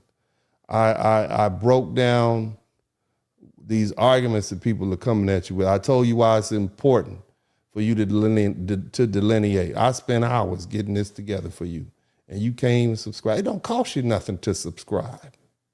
It don't cost you a dime. Not a dime to subscribe. Not a dime. Sad. Disappointed. I'm disappointed, but you know what? The Lord loves me, so I ain't worried about y'all. Y'all, let's go ahead and read the super chat. I ain't worried about y'all. You gonna miss me when I'm gone. You gonna be looking at me on the rebroadcast in 30 years, trying to pass your GRE. That's okay. Shout out to Zuck. some brother or brothers must have turned her down in the past for her to be so hateful. And today she haven't gotten over them. Probably not. As she talking about that angry little black lady. The Dean 6919, preach on, Brother Spurling. I will. Thank you so much. I appreciate you. Who else we have in here? Keep up the great content. Cali, Texas, Brother Spurling. I learned something. Take heed to the message sent me, baby. There you go. All right. Have y'all been sharing my blog? I need y'all to make sure you just share it and put it in the text message and send it to your friend. Listen to this, girl. Listen to this. I don't need y'all to do that for me, okay? I need y'all to go ahead and do that for me. Because y'all clearly are not going to subscribe to the channel. Maybe somebody else will, okay? Maybe somebody in your friend group will. So y'all go ahead and send it to other people who might be thoughtful, okay? Because I'm saying 40% of y'all won't subscribe to the channel. 40%. Not 4%, 40? What you holding back for? This like we've been on 5 dates and you still not putting out. You gonna lose me. 5 dates? Shit. I ain't gonna keep spending take you to the Cheesecake Factory 5 dates. No, you gonna have to give me that like. I'm gonna have to get that. You gonna have to let me know you like me. Anyway, thank you so much, Rena. Appreciate you. Black immigrants in our government messing us up over. Yeah, because they got different interests. Yeah, that's the thing. Zuck, I know these tethers have the King James Version of the Bible in their home so they can read Deuteronomy 28:15 through 68, which will explain our chattel slavery. Thank you so much. All right, we got some members. Shout out to K. I can't say that. Chaos Cube became YouTube member. Appreciate you. Who else? You giving out membership. There we go. We got 24 super chats. Can we get to 30 super chats since y'all want to at least like my page? Did at least 6 more people learn something? You don't learn nothing. You don't owe me anything, but darn it. I be talking for 3 hours. I'm running out like 3 or 4 glasses of water. Anyway, yeah. Urban Eagle, thank you for the $5 super sticker. MAHS8, my hate. Thanks, no problem. Thank you. Luke, thanks for the work and dedication to our people. Before I forget, if there's any subjects you would like me to cover, let me know. Just let me know. If it's something you want me to cover, let me know. I'll think about it. You can put it on my put it up on my board, my community tab, or you can just put it here in the chat room. If it's something you like me to discuss, I'll think about it. It takes me a couple of weeks to work things up. But just let me know. All right. Thank you, Kenneth Milo, for the $9.99. Also for reparations, read Genesis 15, 13, 14. If for the FBA reparations, thank you so much. Zuck, we spent $1.8 trillion, so we're like, I know, ain't that something? Yeah, okay. Smooth, G Smooth, thank you for the $5 super sticker, family. Who else we have in here? LB1974HB, thank you for the $5 super sticker. Also, MAO, thank you for the super sticker. $5. At BCF6470, thank you for the super sticker. Also, the Black Gen X, I learned that this is one of the top 5 best FBA educational lives on social media. Well, it's necessary, man. And the reason I'm doing this is because everybody is attacking black people right now, and they're attacking foundational black American people, and we don't have anybody out there really advocating for it. Not like me. I am ferocious. I don't know if y'all remember me. I am ferocious. As an advocate for black men, everybody hated me. Y'all remember that? They called me the Blizzard King. I was so cold with what I said, cold-blooded. If you guys don't remember, I was the one that stepped up and fought back some of that bad press they were giving Kevin Samuels. I just, I literally ended up fighting the whole internet for about 2 weeks and won. And the only reason you all really have these things, that you have the counter narrative that you have, is because I attacked them. You see? I attacked them. You see? And that's how ferocious I was. But given my druthers, I'd rather just sit up here and talk about history and society and things like that. I really don't talk about relationships, but We need an advocate like me. And I'm in a unique position in that I'm a lawyer. I work for myself. Speaking of which, let me put this phone number at the bottom. Only a couple of y'all called me with a car accident. But again, the reason I can continue speaking to you all and being the advocate for black people, specifically foundational black people, black American people, because I don't have a boss. I pretty much can say what I need to say without holding back. I really don't care. Anybody I work for is typically a client, and that's a mutual relationship. So it's the autonomy, that you all provide me. I don't have to hold back. I can speak, but I'm very measured with that. I don't overstep my bound. You don't see me out here just, really disrespecting people and using my weight. A lot of these people with these huge platforms, they really say mean things about people and they make a lot of enemies. I don't do that. I talk about systems. I talk about history. I try to give you something you can walk away with. But again, it's because of you all. Well, it's because of my clients. And if you become my client, you'll be one of those people. It's because of you all, I can keep, like, this is how you maintain black excellence and make sure it's not compromised. You take care of your own. And I'm not asking you for anything for free. Any super chats you give me is because you earned something. Same thing with the cash apps. And any work I do for you as an attorney, I'm earning it. But bottom line is it allows me to be able to continue educating you. And I'd like to keep this going if you all want me to keep going, okay? Now, in the meantime, our immediate goal is to go ahead and get me a 100,000 subscriber plaque up on this wall. So y'all make sure y'all subscribe. But thank you so much, Black Gen X. I appreciate that comment. That means a lot coming from my fellow Gen Xer. Hard-hitting history. FBA has the right to define their own identity and build institutions around them. It's about clarity, structure, and long-term power. It's only dangerous to those who want to maintain falsehood. Ain't that the truth? Realmus, Mr. $5 super sticker, thank you so much. Also, let me see, Sleepy YG, 2011, there'll be no black and brown alliance whatsoever. Thank you so much. The cause is worthy. Thank you, family. I appreciate you. Alonzo Dunn. Also, see, Kathy Smith, 3181, she said, I missed class. I'll catch the replay. You catch you on the replay, baby. We'll be here. We'll be here. And shout out to you, Kathy Smith. That's a pretty name. I bet you was pretty when you was a little girl. Kathy Smith. Thank you so much, Kathy. And super sticker. Thank you for the $5 super sticker. So we got 25. We live. Look, which was your favorite show of the past couple of weeks? Which has been your favorite show? I got a lot of pushback. People don't like when I start talking about the Native Americans on. They didn't like that. Y'all mad about that. You learned a lot, and a lot of people didn't know the extent to which Native Americans owned slaves. I got a lot of angry people. They're angry in the chat room. There was the comment section was ferocious. Okay, which stuff? I'm reading the super chat. Which broadcast did you guys like? Which topics did you like me covering over the past couple weeks, if you don't mind, before we close this thing out? The Empire versus Islam was really interesting. Okay, yeah, we exposed some things on that. Who was here when I did the African participation in the slave trade? Who was here for that? How many of you all were here when I broke down the actual tribes by last name who participated in the slave trade? How many of you guys remember that? Y'all hadn't been subscribing. That's why you don't know. You don't subscribe. But somebody said I was here.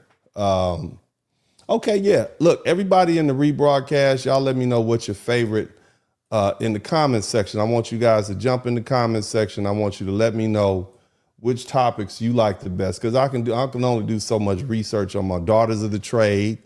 I went way deeper than that. Native Americans and Islam. The Islam one gave me nightmares about Africans walking in the day. I know, right, baby? I know. That was crazy. Okay, cool. What about when I talked about the private? What did I call the private? The brother that rehabilitated the German woman down in Louisiana. I try to keep it funny, but some stuff is just not funny. But I do my best. But yeah, what else? Africans old tribe. Okay, reparations. Okay, first time here. Shell Jackson. All right, that was my favorite. All right, Private Thomas. That's right, Private Thomas. He put that black snake on it. Somebody type black snake in the chat. That Tennessee black snake. That's how Private Thomas' mama was wrong for hiding those letters from that lady. He was wrong for that. He should have been able to see his little German child. Yeah, Private Thomas was. Did y'all like the description of how the actual act took place? It took me a while to figure. I wanted to give it to you, but I didn't want to go X-rated. That black snake. She backed up on that black snake. Hallelujah. Some of y'all done backed up on some black snakes too. All you ladies out there, y'all done backed up on a couple black snakes yourself in awkward positions. That's how you got that little bundle of joy sitting next to you. Praise Moses. I know it happened. I know how it happened. You got a little carried away, huh? Stayed a little too long, huh? A snake bit you. A snake bit you, didn't it? That bit you down. Next thing you know, you done swole up in the front. I know. Them black snakes to get you, girl. Black snakes to get you. Y'all be safe out there. Praise Moses. I done got a few girls with my black snake too. I did. I done got a couple. I got about three. I got three sons. I'm batting 1,000. Anyway, let's get on back to this PG-rated program. Shout out to Song Jack. Look, Dr. Claude Anderson has been warning us since 1994. He said if we don't define ourselves, organize economically, and protect our political leverage, we will be swallowed by vague labels and diluted policies. That's exactly what happened. We allowed ourselves to be called minority for about 25, 30 years too long, didn't we? And we fell under the minority umbrella. We are nothing like the rest of those people. We are not melanated. We are not people of color. We are not minority. We are black. Specifically, we are foundational black Americans. And we don't fit under anybody else's umbrella. We are not immigrants. Okay? So delineation wasn't emotional. It wasn't petty. It wasn't divisive. It's not about them. It's about us. It was necessary. It was the first act of self-defense. Once we said clearly that foundational black Americans are descendants of U.S. chattel slavery, Reconstruction, Jim Crow, redlining, and legal segregation, we did what every serious ethnic group in America does. We defined ourselves. And once you define yourself, you can no longer be a race inside someone else's category. That's not about hostility. That's structure. That's power. See, for decades, policies created in response to our specific historical injury were stretched and blended under the word minority. I mean, it got so bad that white women end up benefiting from minority set-asides and contracts. Think about that. How crazy is that? You are the white, you sit next to the white man. Y'all checks go in the same bank account. And you talking about you oppressed? See, once that word is expanded, our claims shrink. And that's not conspiracy, that's math. The more you widen the category, the thinner the distribution. In other words, the more mouths you feed, the less each one get. And so Dr. Anderson said this was coming, and he said, if you don't demand specificity, you'll lose leverage. But we was being too nice. We was trying to do the black and brown thing. You see, and he said, if you don't demand specificity, we didn't listen though. You see? And now the delineation has forced that specificity. People are uncomfortable, and that's good. Okay, because precision makes people uncomfortable when they benefited from the vagueness. But let's be clear, delineation is not the victory. Listen to me, it's not over. This is the beginning. So I want to take the opportunity to step this thing forward. Now comes the discipline. Now comes the consolidation. Every group that comes into this country builds internally first. They circulate their dollars internally first. They cluster economically. They protect their businesses. They fund their own institutions. Meanwhile, we're taught to integrate without insulation. We're taught doing business with our own is somehow, oh, our people, we don't like the service there. I mean, they treat you like an N-word. Other places, they might smile in your face. You see? We're told visibility was a victory, and it wasn't. Ownership is a victory. Infrastructure is victory. Circulating our money within ourselves is victory. Let me put my law office phone number back up here. Let me make sure I do that so y'all can understand what I'm talking about. All right? Matter of fact, all you black businesses out there, if you have a black business, put your name and address and the type of business you run in the chat room. I'm going to go ahead and click on it as we go, okay? Your name, address, and business and phone number up here. The type of business you in. Name of your business and your phone number, okay? Now, again, the next move from definition to power. Now the delineation is drawn a line. The next move, it can't be emotional. It has to be structural. And it has to be discipline. This is where talk ends and strategy begins. Building economic corridors is not a slogan. It means mapping where we live, where we spend, where we work, and intentionally redirecting those dollars inward. It means identifying foundational Black American businesses, lawyers, doctors, plumbers, electricians, accountants, tutoring services, construction workers, trucking companies, supporting it, look, and not supporting them occasionally, but systematically. All you businesses out there, if you have a company, what I want you to do is figure out how you can get me a link to your Amazon account and send it to me, and let's work together. Okay? And so people can say, hey, you know what? I have a Black doctor. I order my water from this Black-owned company out of Detroit. I get my coffee from this company out of Louisiana, or I get my toiletry supplies or my makeup from this company in Alabama, whatever, as long as it's FBA, and you get it systematized. So it's coming all the time. It means tracking your spending habits, asking hard questions about why trillions of dollars leave our communities every year and don't come back. You understand? Okay? Every serious group thrives in America understands one thing: money must circulate before it multiplies. If it leaves immediately, you stay dependent. So we build corridors where goods, services, and capital move within our own ecosystem. If you're dealing with an African mechanic or an African contractor or an African plumber or a Caribbean lawyer, there's no guarantee that that money is going to circulate within the community. They send a lot of their money home. Okay? Now, again, we got some Black folk from the diaspora to school. I know a lot of brothers, they married to Black women, Black American. I got a friend around the corner. I buy my cars from him because his wife is Black. She's a foundational Black American woman from Texas. He's from the motherland, but they got a little Black child. So, of course, I'm going to send him my business. His money is going to inure to that Black woman. You see what I'm saying? He's fully integrated himself into the foundational Black American community. I'm cool with him.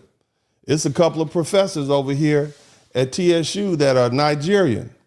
Well, one professor, every time he sent me a student, I always give him scholarship. The reason is because he got 7 kids from a Black woman. He got 7 children by a foundational Black American woman from Chicago. You understand? So I'm not talking about every immigrant. If they fully integrate themselves into the foundational Black American community, I'm 100% okay with them. You good with me. It's the ones who sit around, separate themselves from our community, don't put anything back, and talk crazy. I don't like those, and I don't think any Black person like those. And if we were in your country doing that, you wouldn't like us either. I came over there with my snooty American wife, disrespecting you, talking bad. But if I came, let's say I moved to, let's say my son, not me, I got my son, I'm trying to, let's say my son moved to some country somewhere, right?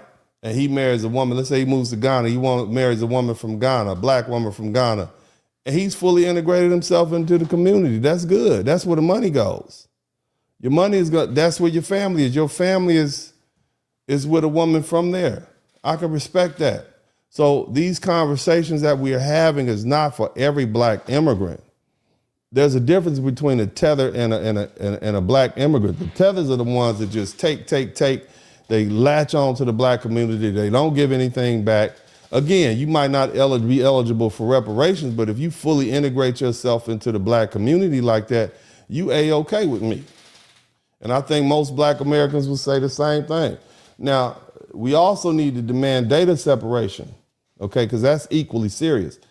As long as descendants of American chattel slavery are lumped into broad racial categories, policy outcomes, they're going to remain blurred.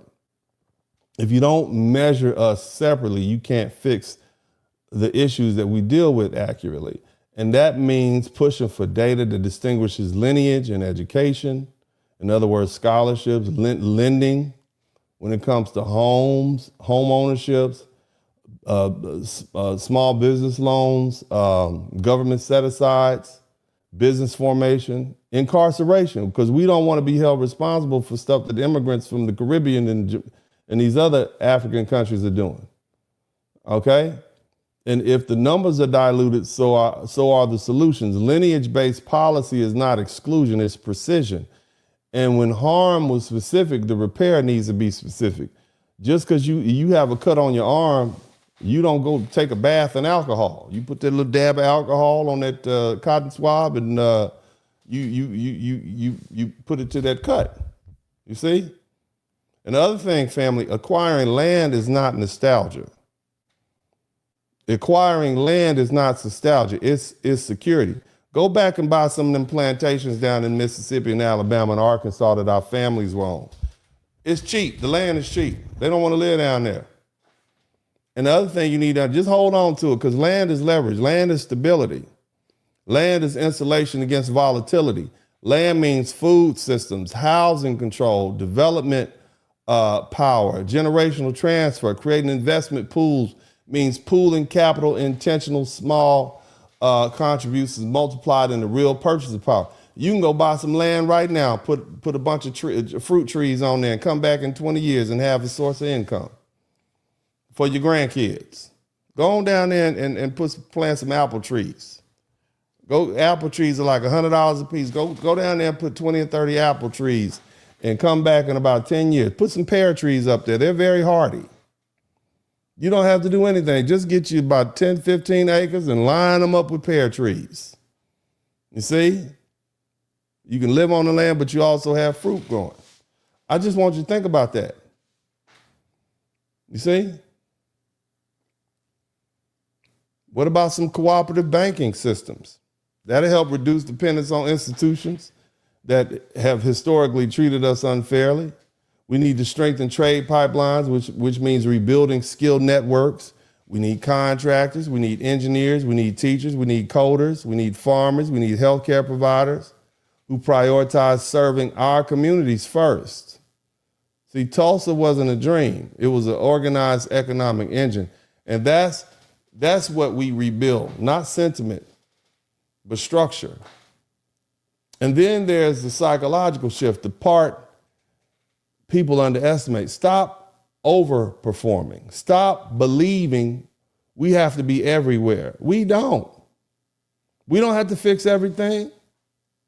We don't have to stabilize every conversation. We don't have to carry every cultural wave. Somebody talk about, if you get lost, go find a big black man. I'm a little girl, you better, where your mom at? You see what I'm saying? Go on now. I might tell the man, sir, I don't know who child this belongs to. You need to get him. I don't even like kids like that. Come get this kid. Whose baby is this? But it won't be me. You understand? You need to stop thinking that our value comes from being the moral compass or entertainment engine of this country. Presence is not a duty. It's a decision. We don't have to be there if we don't want to. When engagement becomes voluntary, it changes the tone. When we move from needing approval to building leverage, the energy shift. That's installation. You see? That's maturity.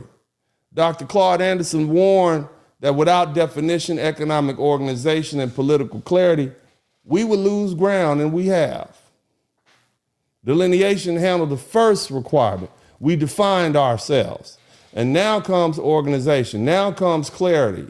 And this is not about separation from others. It's about strengthening ourselves. This is about us. It's not about isolation. We still here. But it is about insulation from instability. When we move from reacting to designing, from surviving to structuring, from emotion to economics, the balance shifts. And that's the real move. Not louder, smarter. Not angrier, organized. And once we structure, or once the structure replaces sentiment, the leverage changes permanently. So let's follow through. God bless you all. I love you. Thank everybody for the time you spent. I hope you enjoyed this evening. I have. God bless you. And as I always say at this time, this is Uncle D, and I'm out.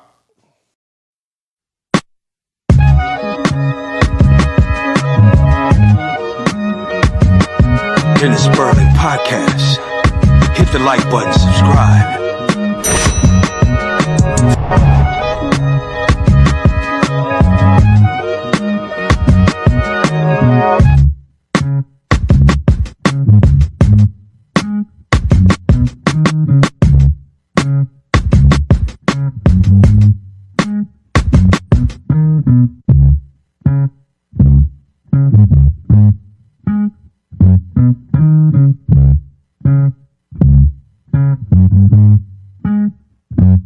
Mm-hmm.